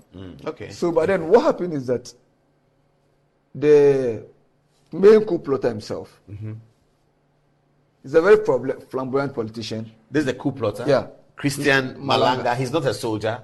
He's a veteran. He was a former soldier. Okay, former soldier. But you showed him his suit. So but he's when he's a coup plotter, I want to see beret. But he's based in America. Oh, that's where he lives. That's where he lives. And here he is. These are some of the suspects. Here is his son. But here he was killed. His son was arrested? The son was arrested. Oh, but he was killed. Who was killed? He himself. The coup leader? Malanga, yeah. Oh, he's died? He died. Over this recent crisis? He died in the process. But the son was detained. Along the line, an American was also arrested. And here he is. And this is his passport. Who is he? He's an American businessman. Benjamin Ruben, is that his name? He's an American businessman that is found together with him. Oh. And then also there's an Israeli link where somewhere, I think within the last decade, he also traveled to Israel and inspected arms industry. Oh, in the company of who? The same American he went with. So it's quite murky at the moment, and I don't know, perhaps because of the diplomatic implications. What is it called? A spy shop? What's that? It's an Israeli company. Based in Israel? Based in Israel. Oh, I see. But it's owned by, what do you call it? This man? Yeah, by this man. His name looks like Benjamin Ruben. Yeah. So Benjamin Ruben has an arms company in, is it Tel Aviv in Israel? He operates a company in Israel, but he's an American citizen. But yeah, but the company in Israel, he operates, sells and buys arms? They are into military, the arms space. But I don't even know if they are subcontractors where they just sell the arms, or they are also manufacturers. But then, so it makes it quite difficult to identify the rationale behind the coup. Was it, what do you call it, orchestrated by the Israeli side, or? But Tshisekedi is serving a constitutional term, isn't it? Yes. When does it end? His second term, I think he won election last year, so he has another 5 years. So is there parliament working regularly? Which party has control over parliament? Does Joseph Kabila's party have control over parliament? So in the post-2018 election, whilst winning the presidency, Kabila's allies retained control of the parliament. So that limited. That's significant. Yeah, so that limited his ability. And people felt that was a bargain. I give you the presidency. I take the parliament. I retain to protect Joseph Kabila himself and his legacy. And that's why when he started making his own maneuvering and reshuffling, people felt it was an attempt to weaken Kabila. And then post that, I think he get enough strength in parliament to be able to have his way. And so he was touting, Vita to become the prime minister per suggestion. That's why Vita was one of the main targets. That's the political system they operate, where the president the French system. The French system. Okay. So people felt he was targeted as part of the emerging leadership of parliament. So now what we don't know is to what extent is Joseph Kabila aware of the coup, and to what extent were the security forces themselves also aware, because the coup appeared to be thwarted prematurely. That is to say, the coup plotters themselves stopped at a certain point? No, the plan looked very crude. Like, you just moved in few numbers, attacked the residence of Kamei, and the next target was President Tshisekedi. But if you look at the images and the way it was organized, they were just moving with light arms.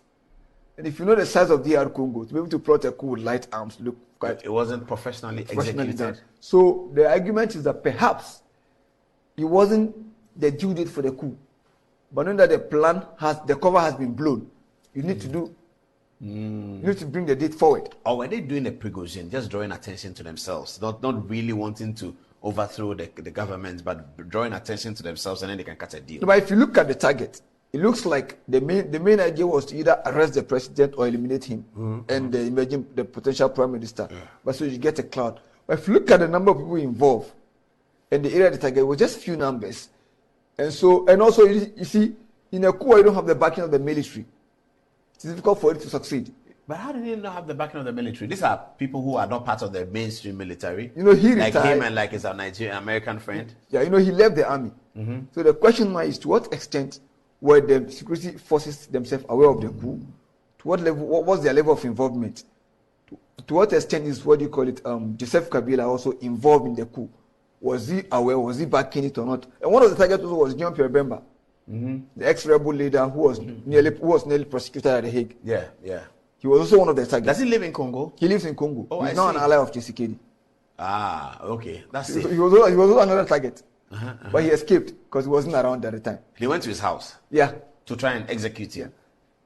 I see. And you know, that due to the history of rebellion and the people coming back to the army, while some rebel leaders have been integrated into the army, the Congolese army is not as monolithic as other national armed forces. What does that mean? No monolithic? In the There sense are too that, many godfathers?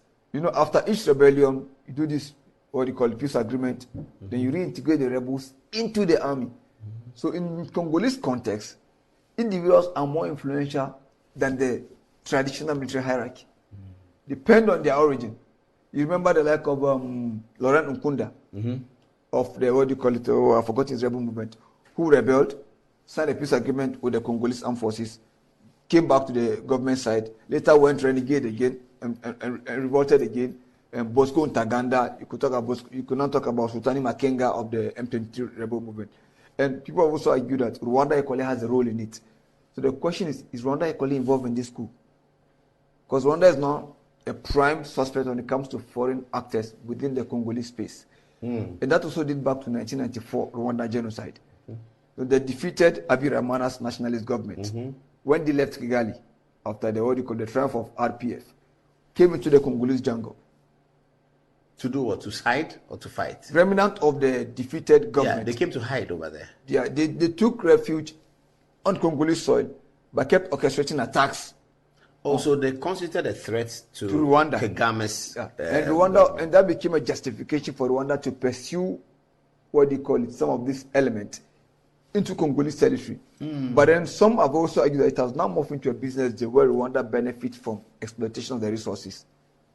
In Congo? Yeah, there's this belief that Rwanda exports more diamond than it has. And the question now is, where does it get it from? So people believe that by backing the rebels in DR Congo, it begins to benefit from There's a standard rebel group in DR Congo that they can back. Now you have the M23. And most of them are Rwandese? No, but some of them have Rwandan influence. And some of them are ethnic Hutus. Oh, you know, because of the nature of the African borders, like tribes artificial. So the tribes cut across. Yeah. So there are Hutus in Congo and there are Hutus in Rwanda. And then when it comes to Uganda, Uganda has another interest in Congo. The AFD, which is fighting the government of the world Museveni. You call it operates on the Congolese soil. And so Congo is a very murky situation. So it's difficult to relocate the interest of the coup and all at the of moment. that. Okay. The original interest, the secondary interest, the tertiary There is interest. and then the government is also not releasing information. They're not compelled to. They don't have media, No, the fact vociferous is- media like You know what I'm saying? that. So having thwarted the coup, They should come and say something. yeah, so that we would know the full detail, but they're also keeping quiet. So I don't know, perhaps because of the Americans involved, and so they might be this diplomatic. So the government of Congo is going on as usual. Yeah, it's going on usual. I see. It has not been disrupted. Okay. Interesting. But What else do we have? But the question now is, if other countries are involved, like the neighboring countries, because Congo has a very, very particular problem. One, the Congolese elite themselves are divided. Secondly, the interests of global powers, especially when it comes to resources, and the emerging competition between US and the Western world, vis-a-vis Russia and China, the emerging alliance. You also have the existing issue of Congo's neighbor itself. Congo's neighbors. Yeah, the neighbors, with competing interests. Some, for security reasons, are forced to intervene, like the Ugandan case, where they have to chase the AFD into the Congolese territory. And then you have the likes of Kagame, who have been accused of benefiting from Congolese resources. So you have that economic security interest. So I think, at best, we need to see a regional effort to stabilize the Congo. They've been deployment. You know, for the first time in UN history, UN peacekeepers are allowed to go on offensive. Oh, in Congo? Yeah, in Congo. Against the rebels? Yeah, the intervention brigade. Oh, I see. Because they realized that traditional peacekeeping machine is not working in DR Congo. You need to disarm ethnic militias who are outside government control and who are equally not structured in form of traditional rebel group. They are difficult to track.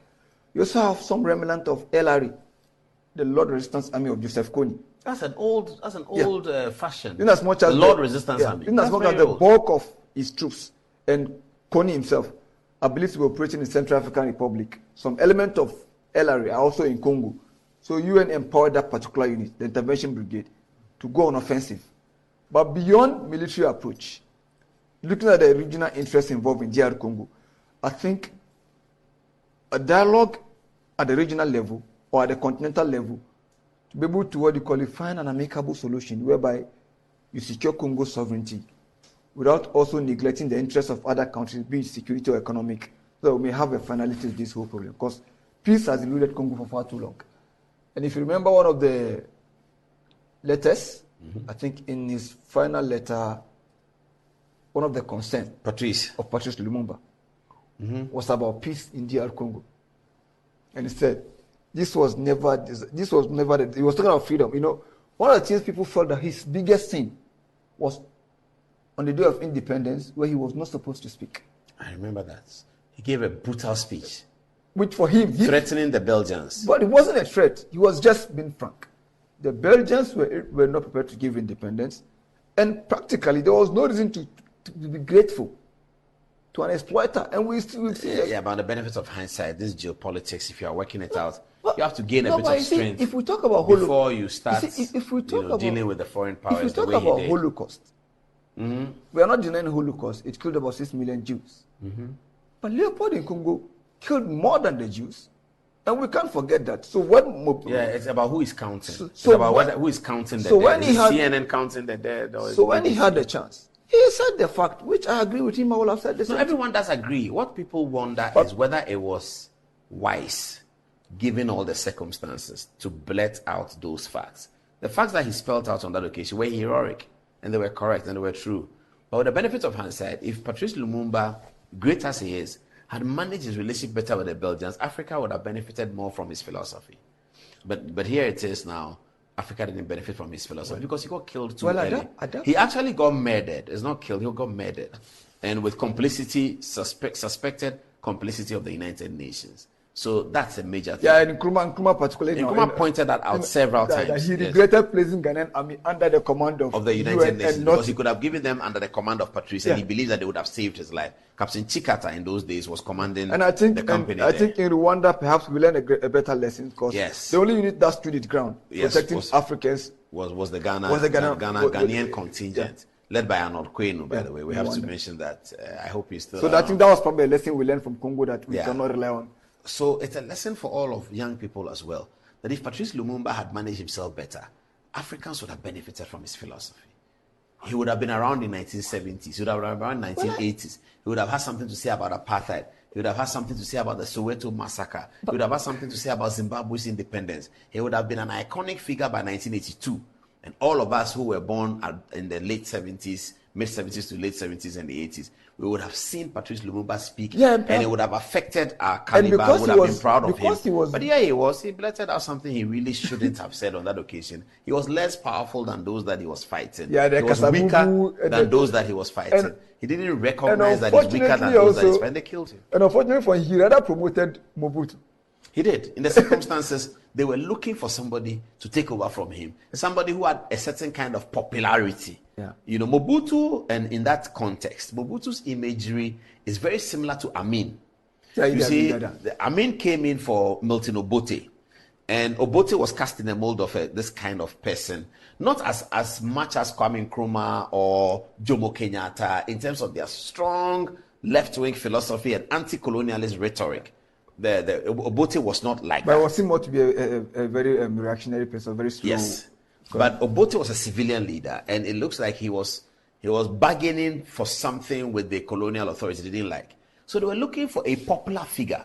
You can even bring that to modern politics and look at the South African situation of the arrival of Zuma into the South African president. Very similar. They're looking for somebody who is popular, to take over from somebody Becky. whose philosophy they don't like. Yeah, and This is Becky. what happens. And Becky's philosophy they didn't like it. But then Becky was brilliant. So you're looking for somebody whose Radical philosophy change. you don't like. You bring in somebody who is sort of popular. That was Mobutu. That was Zuma. That was Idi Amin Dada. And that has been the story of Africa. Even Liberia, the arrival of Samuel Doe against Talbot is something very similar. They were looking for Doe was a popular soldier and everybody liked him. I mean, I won't talk about Rawlins because I don't think that's the same situation. But Africa has been suffering from this situation quite I think a it's bit. this image Even of with discipline. Libya, Discipline attached with the military. they wanted King Idris out because he was looking to have Libya control by the West. The West. The West wanted Idris out at some point. Even though they won't say, they wanted Idris out because he was trying to introduce negotiations they didn't like. Quickly, they look for Captain Gaddafi, popular in the army. Let's go with him. And then, again, Osama bin Laden, during the Iran-Iraq war, brought up as some popular person, and then eventually, so there's quite a lot of that in the situation. You see, use and dump. No, a Cold War had a lot of opportunism at stake. You just find somebody you can use and dump. But I think when it comes to the issue of Africans and the French and the Belgians, see, it would have been easier for somebody like Lumumba to have worked with the British. But you see, the French and the Belgians were very punitive in their exit. They take away everything, including what they don't even deserve to go with. Same thing was done to DR Congo. Civil servant, everybody was just Congo was just left idle, and I think that was one of the reasons why he was blunt. Well, we'll continue to read about him, but it's unfortunate that he didn't stay. And so one of the things he was saying, it was a long speech, and this is just a part of it. This was never he was talking about freedom. This was never the desire of the Belgian colonialists and their Western allies, who received direct, indirect, open, or concealed support from some of the highly placed officials of the United Nations. The border upon which we place our hope when we appeal to it for help. They seduced some of our compatriots, brought others, and did everything to distort the truth and smear our independence. And that's been the problem of Congo. You have the domestic actors themselves, who, for lack of a better word, are either conniving or benefiting. So it's a very murky situation. This short pitch encapsulates everything that is bad with DR Congo. And I think for me, it's either SADC or the regional body takes a lead, because now you have multiple interests. You have to have some quid pro quo. Yours is security concern. So how do we deal with it? Partner of the Congolese army. Let's address this so that we don't undermine each other's interests. Yours is so they have to have either at the regional level or at the continental level. But Congo must be an area of focus because it has lacked peace for far too long, for generations. Too rich for peace. Okay, but let's leave it here unless you have something else to add. That's Alassane Bello talking to us about security matters. He's had some reports on the situation in Iran, but we'll give him some time to study it some more because we want him to connect it to the African context, and then we'll be good to go. We'll take a short break. After that, we'll come back and continue with the rest of the show. Welcome to an interview session.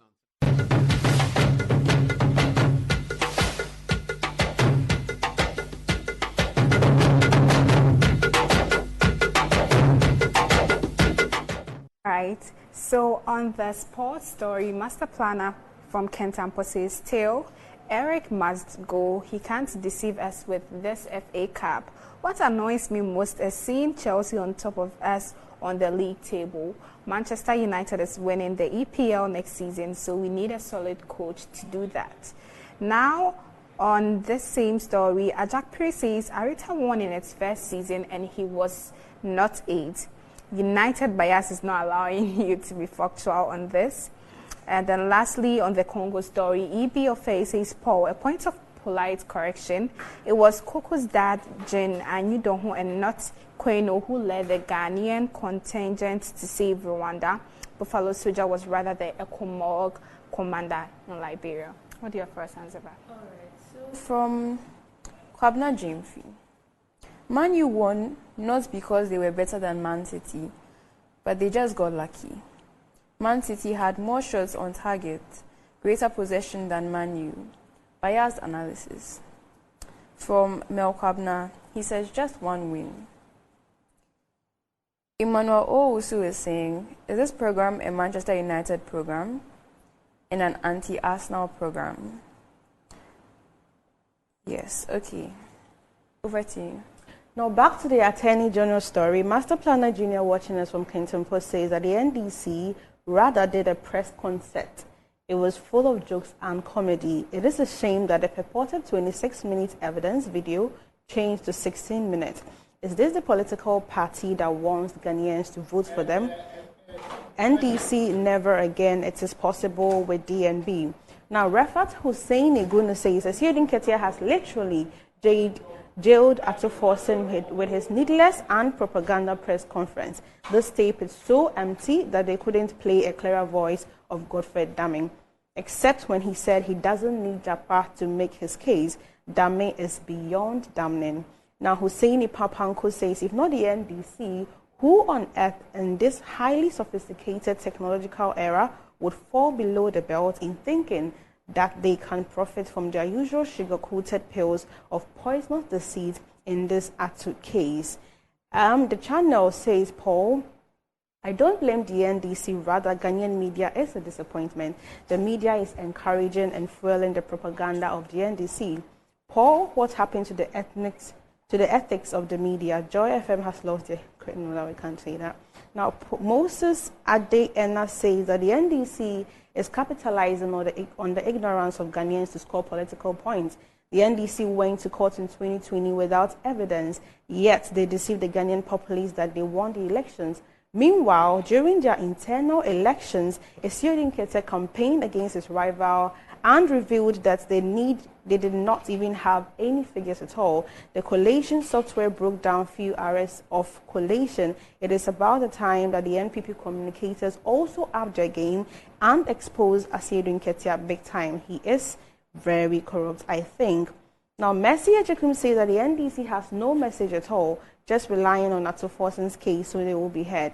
They are so disingenuous. You could hear the AG saying theory, and the Asiedun Ketia intentionally used the word deal. Says Arsenal is into football marketing with no interest in trophies. Very cheeky. Emmanuel also thinks that Terry, you're being a bit biased. And lastly, again, Gemma says, Paul, the NDC boys and girls are not interested in football. They're waiting for your uppercuts, lower bells, shoulder punches, and overall TKO on Atuforsen and Sabi Jemfi. Anyway, Paul, let's get on with the show. Welcome to an interview session on tonight's edition of a special Tuesday show. I have Felix Appiah here with me. He's an interesting gentleman. He lives in Canada. He has a podcast, which is the Felix Appiah podcast. And he's going to talk to us about his political views. You might have seen him on podcast on social media once or twice, but here he is. Hello, Felix. Good evening. Hello, Senior Paul. And thank you for your time. Thank you for coming. Where in Canada do you live? Toronto. You live in Toronto. Dr. Baumia is there now. Yes. What's he doing? Actually, he's on his tour to the US and also to Canada, pretty much the Americas. And there's also other things that he had to do, especially in the US. They're having their 30th anniversary of NPP branch.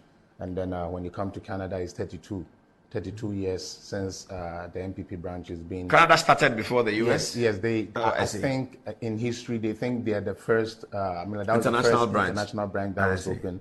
So he went to Virginia on Saturday, and then it was an amazing event, being able to let people know the vision that he also wants to bring, in addition to what His Excellency Nana Addo Dankwa Akufo-Addo has done. And then he brought it again yesterday to Canada, and it was wonderful. It happened at the Church of Pentecost, and when you see the pictures and the videos, and also you see the way he was able to connect with the people. One thing that has been a challenge for me when it came to him was that even though for Canada, he's gone to school there, he's worked there and all of that, people were not still getting to get the damn grasp of it that, hey, this is the type of lead that we need if we really think that we need Ghana to be built like abroad. Mm-hmm. Because basically the things he's talking about or what he wants to do, that is what we are enjoying over there. So now he being there and finally they hearing it from him and how he wants to run this country if he's given the opportunity, to me, is the highlight. And believe me, people are buying into his agenda. And I believe if we are able to sell what he wants to do more, we stand a better chance of getting this country to a better place than it is at this moment. you are concerned that people are sort of undermining Akufo-Addo's legacy. Yes. Tell me about it. Because Singapore, I went to school here for a bit. I went to Butray, for a bit, just for one term though. And then my pops have to, obviously take me away to Canada. And before I was leaving Ghana, traffic lights was not even something that you would see often. I believe the only interchange that I know was the Tetekwashi runabout and something at Kweje or something. So as time went on, as I was coming, I saw the improvement and stuff going on. And then when we compare what His Excellency Nana Addo has brought into the political space of Ghana, especially in this Fourth Republic, I don't think there is any government or there's any president that holds his record. And Singapore, I can go sector by sector, talking about education, which is the most important thing. One funny thing is that back in the days, people used to complain that, oh, we didn't have money, that's why we couldn't go to school. Money has been a challenge. Money has been a challenge. You go to the market, they'll tell you, oh, my daddy married too many and he couldn't take all of us, all those things. So he now coming inside to bring something that most regimes couldn't do, or most, presidents couldn't do, and giving opportunity to the less fortunate, and also leveling the playing field in terms of education. Because during our time, when I was in Ghana, if your father or mother was not rich, or if they were not from an affluent place, you can't go to Wesley Girls, you can't go to those places. But today, thanks to free SHS, we have kids like Francisca Laminin excelling at Harvard, and we have all those things. Now, if you look at the slides right now, we are looking at free SHS and TVET. Under this government, over 5 million kids has benefited from this. These are kids that would have otherwise been on the street selling, like we used to come to Ghana and see them on the street. Singapore, I can emphatically say that since I came, the number of little kids that you see selling on the street, it's not there no more. I was asking my driver that, what happened to all the kids? People are selling on the street. Well, people are selling, but we are seeing the grown-ups selling more than the kids. Yes, right now it's their mothers and fathers and uncles who are selling these donuts and these dog chains. Because they've gone to school. Because they've gone to school. And that is something that every country is supposed to look at it like, this is a big, big, big achievement for us. If you have over 5 million people benefiting from just free education, if you have TVET, back in the days, they would tell you to go and, excuse me to use the tree word, go 2 things for job. These days, you don't have that happening no more. Find a school that is doing it, register, and get yourself a handwork. Be a carpentry, whatever that you want to do, technical vocation, it's free. It was never free. You see, it was never free. So when somebody is giving you something of this great magnitude, and you tell me that that person hasn't done nothing, but the person who actually couldn't provide chalk for students to write with or for teachers to teach with, should rather come back, then we don't really think about Ghana. It's like, it's not about Ghana developing, it's about maybe where we stand in terms of political stance. So maybe I'm an NDC, so I would just say anything, or I'm an NPP, I'll say anything. But when the records are there and the records are speaking for it, it's hard for you to say these are not facts or these are not true. And I think that we've not done a good job in terms of letting people know the amount of work that has been done. We are talking about STEM schools. STEM schools is the new way to go. Now this government started. I remember when they introduced this whole STEM thing. Some of these, excuse me to use the word, big NDC wakes like the Mr. Blackwas and them were going on like this is nothing. Like, I'm like, and they couldn't do it. They couldn't even deliver 2 STEM schools unless they have the record to show for it. So you couldn't provide it for them. Somebody is providing it, and you're telling them that they should sack the one who is actually providing these necessities to people and bring you in because you feel Ghana is 8 years, so we too, we are coming. It doesn't work like that. Ghana cannot develop if we cannot, consolidate our gains and make sure that they go in the right ways and making sure that we're improving them as we go. We have over school feeding program, and this one is very, very important. When President Kufuor brought it, if anybody could check the records, as he was leaving office, we had about close to 500 1,000 kids that were enjoying this type of thing. Now, enjoying the school feeding program. Yes, when NDC were leaving, it was close to 1 million, or pretty much 1 million. As we speak now, we have over 3.8 million kids who are benefiting from this. You see, like, the good thing about it is that kids who didn't even want to be in the classroom, once they knew if they go, there will be food. They wait and then they go. And then once they eat, they will stay and then get. So these are systems that transforms a nation. First and foremost, a political party is supposed to bring a government that is supposed to rule the country and then put the country right. It's not just to feed its political party. Yes, that's correct. Because in Ghana here, what I see is that if the president is not throwing money at the party headquarters or not giving it to people, that means he has not worked. Because if you look at the figures, especially where we have reached at this time, and you look at the legacy that this man has left, that we're supposed to continue, and you walk in town and all they're talking about is, 2016, a ball of kenke was 2 cedis. Now a ball of kenke is 5 cedis. But that's relevant, isn't it? No, I don't think so, Senior Paul. Because prices are not constant. I don't think prices are constant. I don't think anything... Yeah, they know that, but they are attributing it to the prudence of a government, the way in which a government works to make sure that food and essential commodities are at a price where people can afford. Okay. That may be the point they're making. Okay, so now let's do a comparative analysis. To which countries are they comparing it to that things are expensive? Have they been to Togo? They're comparing it to Ghana in the past. No, Ghana in the past, but then, you see, that is the problem I have. You cannot tell me that in 2016, you bought kenke for 2 cedis. So after 8 years, you expect kenke to stay at 2 cedis. Economically, it's not even sensible. It doesn't make sense.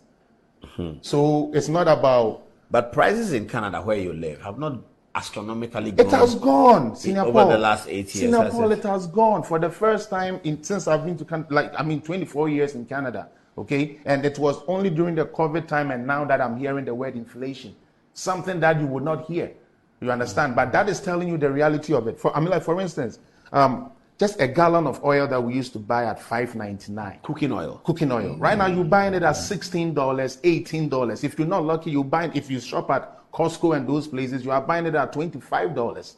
Oh, really? Oh, yes. Let the people who are watching from Canada tell me what I'm saying is a false thing. Things that we used to get at very cheap price. For instance, water. Bottled water. Bottled water should have been something that is supposed. We could buy the 35. The bottle case for sometimes $2.99. These days you don't get it like that. You understand? So even if water over there, okay, is getting, it's like the price that is rising. It's not just peculiar to Ghana. That is the point I want to make. Yeah, people know that. Yes. So then why do you tell me? First and foremost, we go to these people to borrow money. Okay, and the person who is borrowing you the money is already struggling. So why do you think you that is taking money from somebody is supposed to live better than the person that, you're actually borrowing from? It doesn't work. And these are the hard truths that we need to tell Ghanaians for them to know that a good president is not the one that will keep kenke price at, because at the end of the day, Singapore, can any politician tell me that today should we change NPP and whichever party comes, they're going to reduce the pool of kenke from 5 cedi to 2 cedi? It's never going to happen. They will not be able to do that. Exactly. Because it's not possible. That's you not even thinking outside the box if you think that way. Because it doesn't work like that. Now, come to think of it, they now talk about exchange ratings and things like that. But that's also important. But let me also say what this government has done. Singapore, in 2022, Ghanaians were buying the cedi for 16, 17, cedis, just for $1. So if you watch, from February 2023, all the way till somewhere last month, the dollar was going through 11.50, 12.50 maximum, 11.50, 12.50 maximum for all these months. So I want NDC or whichever political party that wants to come, they should show us at which point in Ghana's time where the dollar rose and we were able to bring it down. Show me that record. They were buying cooking oil for 1,600 Ghana cedis. That's fried oil. Now you are buying it at 480. Okay, so when the thing got worse, the good managers of the economy, just like the president said, we know how to bring the economy back, but we don't know how to bring human lives back. Yes. He made sure that these things that went haywire came down. And that is how you determine who a good government is. Because I always say that for you to know a good government, it has to be, what did they come to meet that they improved? What did they come to meet that they added something to it? And what new did they bring? And if you want to see a failed government, what did they come to meet that they destroyed? And I can give you Dumso. Because as even September 2013, Dumso has started picking. And he was not able to solve it until 2017 when we came to power. Today they sit there and they say they solved Dumso. And I don't know why you say that. Because when you ask them, what they tell you is that they went to bring more, how do you call it? Power, more generation. Excess capacity doesn't mean you're generating, Senior Paul. The fact that you have excess capacity, it doesn't mean that you're generating. But these people said what has solved Dumso is the power plants and those 17 power purchase agreement they did, that take or pay, that brought. And then you ask them, out of that 17, which of them did NBC pay $1 to? Or which of them were they able to put to use?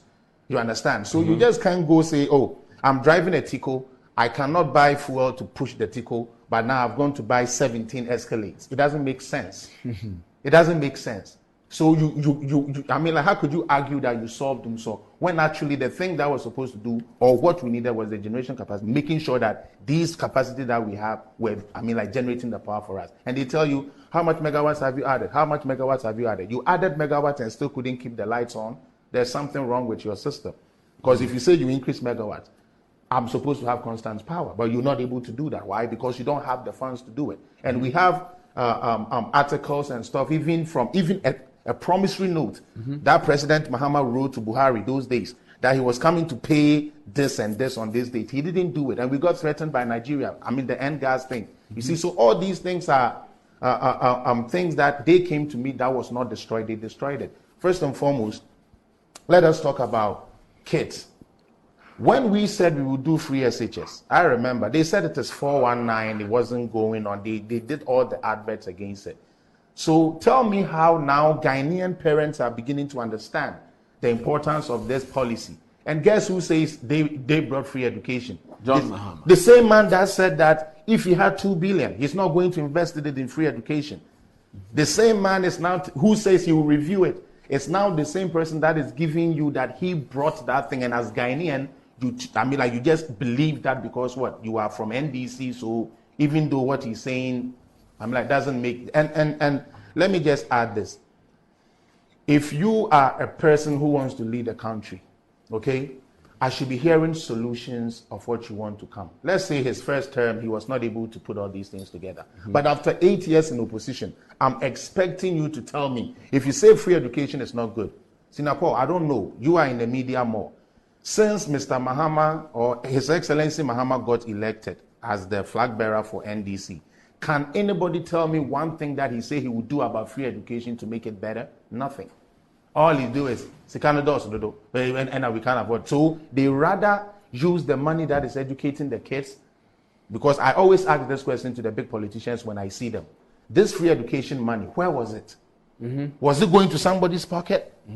Because the question. Yeah, because you couldn't do it.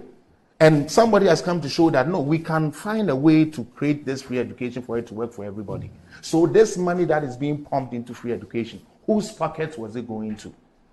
And so if you're a Ghanaian parent and your own children, okay, you couldn't take them to school, and somebody is saying, you know what, the weight is heavy, let me help you a bit. And then you tell me that, oh, the prospectus are this, the prospectus are this. And what is sad about it is that when GES has brought a standard, this is what we're doing. We have certain schools that also add their own to it and try to make it more expensive. But even in that case, if free education was not there, you would have bought these prospectus all right, and you still would have paid the fees.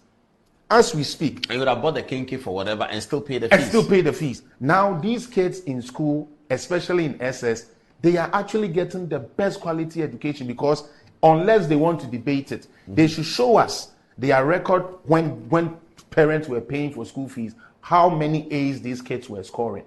Let us compare. How they are doing abroad, those who get scholarships. Just look at that. Francis, something, is it Amweni or something like that? He's at Brunel College, and he's one of the best economic students there. This is a kid that used to swim to cross river in order to come to school. And this kid now has this type of opportunity. And then you as a parent, you're going to sit there for somebody to tell you that free education is not good. How could you say free education is not good? In this world, Singapore, some of the things some of our politicians say, I don't get it. Who rejects healthcare? Who rejects education? But we have a political party in Ghana that walked out of parliament when we were trying to create a national health insurance scheme. When we did free education, they fought it even to the point of taking it to the Supreme Court. And then you come back and tell me that you are the one who started free education, so we should bring you back to power. I think the time has come for us, especially the people that has the platforms to let Ghanaians actually know what is being done and what is going on. For instance, you used to pay money to get your child like the TVET I was talking about. Today it's not like that. And I mean, Singapore, hairdressing free, carpentry yes, free, joinery free. You know what is worse is that back then they will go and do utinsa like they say it and everything. But guess what will happen? You are going to wash your master's clothes and pound fufu. But this time, find a school and just go. The equipments are there. Put yourself to use. Better yourself. Get something that you could do.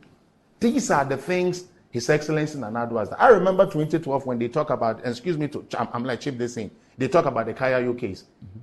Mr. Mahama said it was an insult. He said that promise is an insult to the Kayayes. But guess the person who said give them dormitories. No, yes, I'm like to give them a place to stay. He was saying, I mean, like Nana Addo didn't know what he was talking about, and it's an insult. Meanwhile, the same person that did that was able to give head pans to these people, and guess what he did? He taxed them after that. So I'm giving you head pans, but I'm going to tax you so I could get the money back from the pans. And you as a Ghanaian Kayayo, you are telling me when you finish your Kayayo after your hard day's work, you have to go sleep on somebody's bench. You don't even have a decent place to even put yourself together. And you are telling me someone who has come, thought about you that, listen, in this world, when you have a place to put your head, it's better because when you can lay down on something, you can now start to plan and think. But when you are in the cold, I mean, it is raining at night and you are sleeping on somebody's bench at the market, that is not progress. That is not doing anything to you. But somebody is telling you, even if we want to help Kayayos, we have to have the data. We have to gather them at a place where we know we can go there and then help them out. So he says, let's build a place for them. Did they just build a house? No, they didn't just build a house. After building these, I mean, like hostel or whatsoever it is, they actually equipped the place with a clinic. And a daycare center. And a daycare center. That's fantastic. And what is more even important, they are not telling them to go to the market to go and carry these weights again. Let us give you skill. What can you do? Oh, maybe I could do beads. I mean, like bead work. Maybe I could do this. I could do this. I could do a little of soap, local soap. I could do this, that. So these kids are getting, or these Kayayes who got a pan and got taxed, are under Nana Addo is doing something different. Giving them a place to stay, giving them good health. I'm like a facility. Not only that, giving them skills so that they can better themselves in life. So they don't have to go and carry these things and all the things that they've been going through. Look at sometimes because of where they will sleep and stuff, you see a young girl getting pregnant because said only baby that. So he has to go somewhere and then try. And somebody is trying to curb that. What is more important and significant about this Kayayo thing is that this government just didn't say we're just going to do Accra.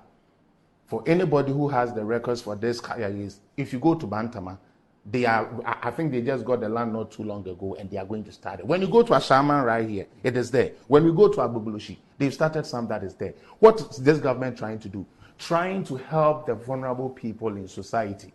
What is NDC trying to do? The things we were not able to provide for you, somebody is providing for you, but yet that person is not good, so bring me back because it's left with my 4 years. At all costs, I have to finish my 4 years. Okay, we want to give you the 4 years, but what are you bringing to help the Kayayes? He promised them he was going to train 10,000 people. Can Mr. Mahama tell us out of the 10,000 people, which of the Kayayes he was able to train even in beat making? None, zero. Singapore is zero. So it's only if you only playing that political card that, oh, I'm NDC, so I just told the line of NDC like how they do. And what hurts is that they don't want you to talk about facts and data. I don't know why. But that is the only political party that don't want facts and data. When you bring facts and data, then they start the insult. No, you people don't know what you are saying. But these are facts. If you're saying I'm lying, I expect you to bring the alternative fact that, oh, no, when we went to it, you said Akufo-Addo has brought 5 million kids to free education. When we check the data, it's not there. But when you don't have anything figure, just like they went to the Supreme Court to do, but you still want to win a case. Why do we have, thank you, this thing, this is the legal symbol. This thing there. Yeah, it is. And all that it means is that bring evidence to which side. Let's see where the evidence tilts to. So you are not able to bring anything, but you want to play on the emotions of people to give you a win. And they've actually employed people who are skillful at that. Last week you were talking about one, Mr. Sami Jemfi. I don't know if he doesn't see the importance of the role he plays, or if he doesn't know how deadly these type of lies and always trying to attack some, always trying to play on the intelligence of people to make somebody look bad. He is the reason why NAPCO got cancelled. And I will say this, or anywhere I go, he is the reason why NAPCO got cancelled. Because when Mr. Mahama was asked to provide these university people work, he said he's not a magician to create jobs or to put money in the people's pocket. That is what he said. This is recorded. He said that. It's a video. It is there. So the same person who said he's not a magician to create jobs, now he has only 4 years and he's telling you that this time around he's coming to create jobs, and you believe it? What, did they take him to India to get creating job, juju or something? Like, let's get serious in this country. Why India? You could have said Pakistan. You could have said Nigeria. You could have said anywhere. Because Nigeria juju will not help him. Boss, his record is not good though. I don't know if Ghanaians don't talk about record. Okay, tell me something. You come to meet, kids are complaining. I'm like the youth are complaining about unemployment. Sir, you come to meet unemployment at 2.17%. 2013, that's what he started with. Then you end up with 5.6%. As we speak now, with all the noise they are making, the current unemployment rate is not even 5%. It's lower than Mohammed's time. Way lower than that. And if you go to the youth unemployment, under them it was around 17 something. As we speak now, youth unemployment is around 9. Okay? So if you are, we all did an exam. Senior Paul got 80. I got 60. But I said I did better than Senior Paul. It doesn't make sense. It doesn't make sense. And they find these people on media to lie and this, and then when you tell them provide your facts, they are not able to provide the fact. But on any day, I would always make this case that if it's about roads, there is no government that didn't do roads. But who has done more roads is what we are talking about. Who has on the record? On the record, and you can't deny that fact. When he went to Parliament, and I was talking about it, they were trying to play jokes with it, but these are the facts. Let's talk about Agric. Singapore, this one is very important because cocoa farmers are very, very important to this nation. Under His Excellency John Dramani Mahama, I want any NDC communicate, any NDC person to tell us that when the cocoa got infested and they cut these cocoa trees, how much did they give the farmers? How much was it? Zero. And now what's Akufo doing? Akufo is giving them 1,000 per acre. When he cuts the trees? Yes. So if you have 10 acres, that is times 10. You are making money. Not only that, the government is providing you with the seedlings. Yeah, to plant. Did they just end there? No. In order for the cocoa to grow good, he's giving you plantain. That's true. To plant. To support the cocoa. To support. And also, once they get old, you can eat them and then get something from. So you are a farmer. You are telling me the man who cut your cocoa and didn't give you CD, $1, one kobo, is better than the one who cuts your cocoa and gives you money. Okay? It's better than the one that is doing the mass spraying, the cross-pollination, which is now giving us big, especially that hand cross-pollination they're doing. And that was introduced under us. So the record should be, what did NDC do in terms of those pollinations? Or you were a nurse and your allowance was cancelled. Now the allowance delays, but it comes. Thank you so much. So you rather telling me as a nurse, somebody didn't give me my allowance. It's cancelled. He inherited it and cancelled. And then told you that if even that is going to make him lose an election, he's willing to lose that election. Today, that person is telling you, Akufo-Addo has paid you for 6 years, 7 years, but 3 months he hasn't come. Oh, go and make the day. And that is what they did, and NAPCO got cancelled. That is what they did. But as we speak, Sammy Jemfi is still the communication director of NDC. He has not lost his job. But you, the NAPCO trainee who fell for their tricks and went on these demonstrations, you are sitting home and crying. Please, government debt, no matter how long it takes, it will be paid. Nobody, I'm like the government doesn't owe someone and say, oh, this one they did it, unless they don't have to pay you.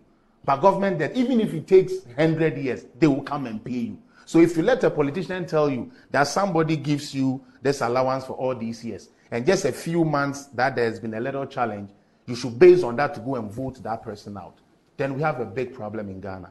That means we don't want development. You see, and people argue with you. Let's treat this as the first part of our conversation with you.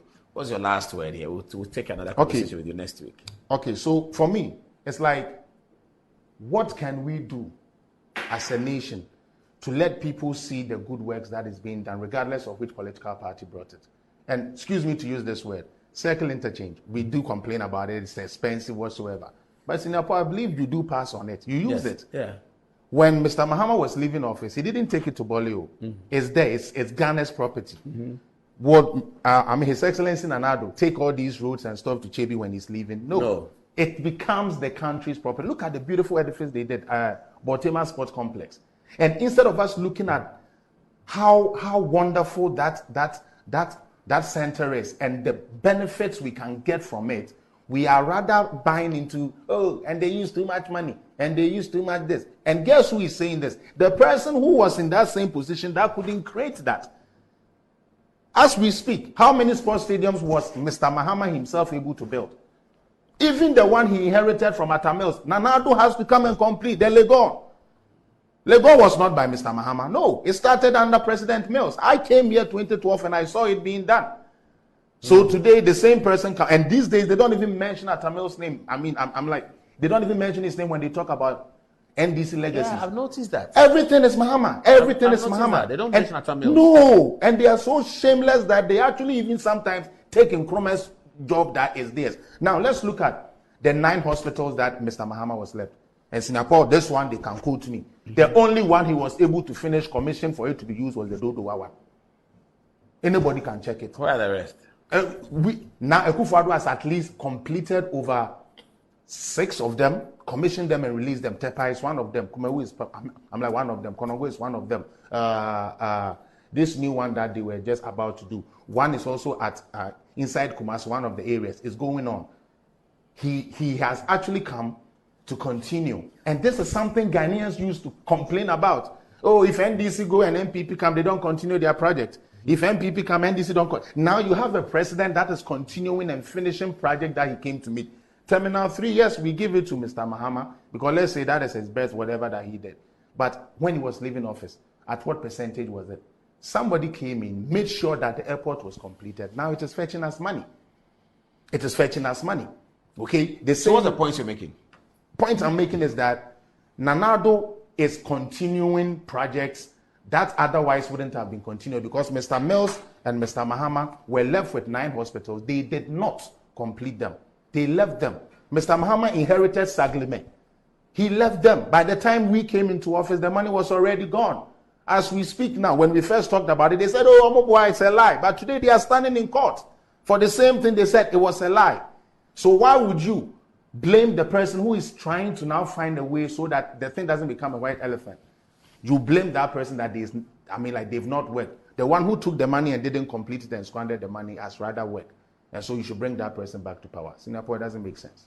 I'll leave it here, Felix. I like your energy and I like your analysis. I'll leave it here. Viewers, that's Felix Appiah, who's a podcaster that we'll be talking to again on Good Evening Ghana. I'll be right back.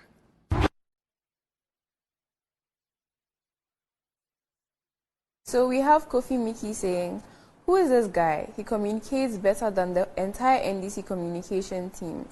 He continues by saying, the guy has refreshed our memories and NDC is a scam. Michael? Lisa says, political zone members were here. Hi to our host, Felix Appiah Wills from Denver, Colorado, USA. Godwin again says, it looks like Felix has got quite a bit of supporters. Now we have Jocelyn Coleman saying it's very true. Even in the UK now, prices have changed drastically. I was buying oil for 8 quid, that's £8. Now it's 15. Everything has changed since Corona and the Russia-Ukraine war. Well, it's been quite a show. Now from us to you, have a good night. Till next time.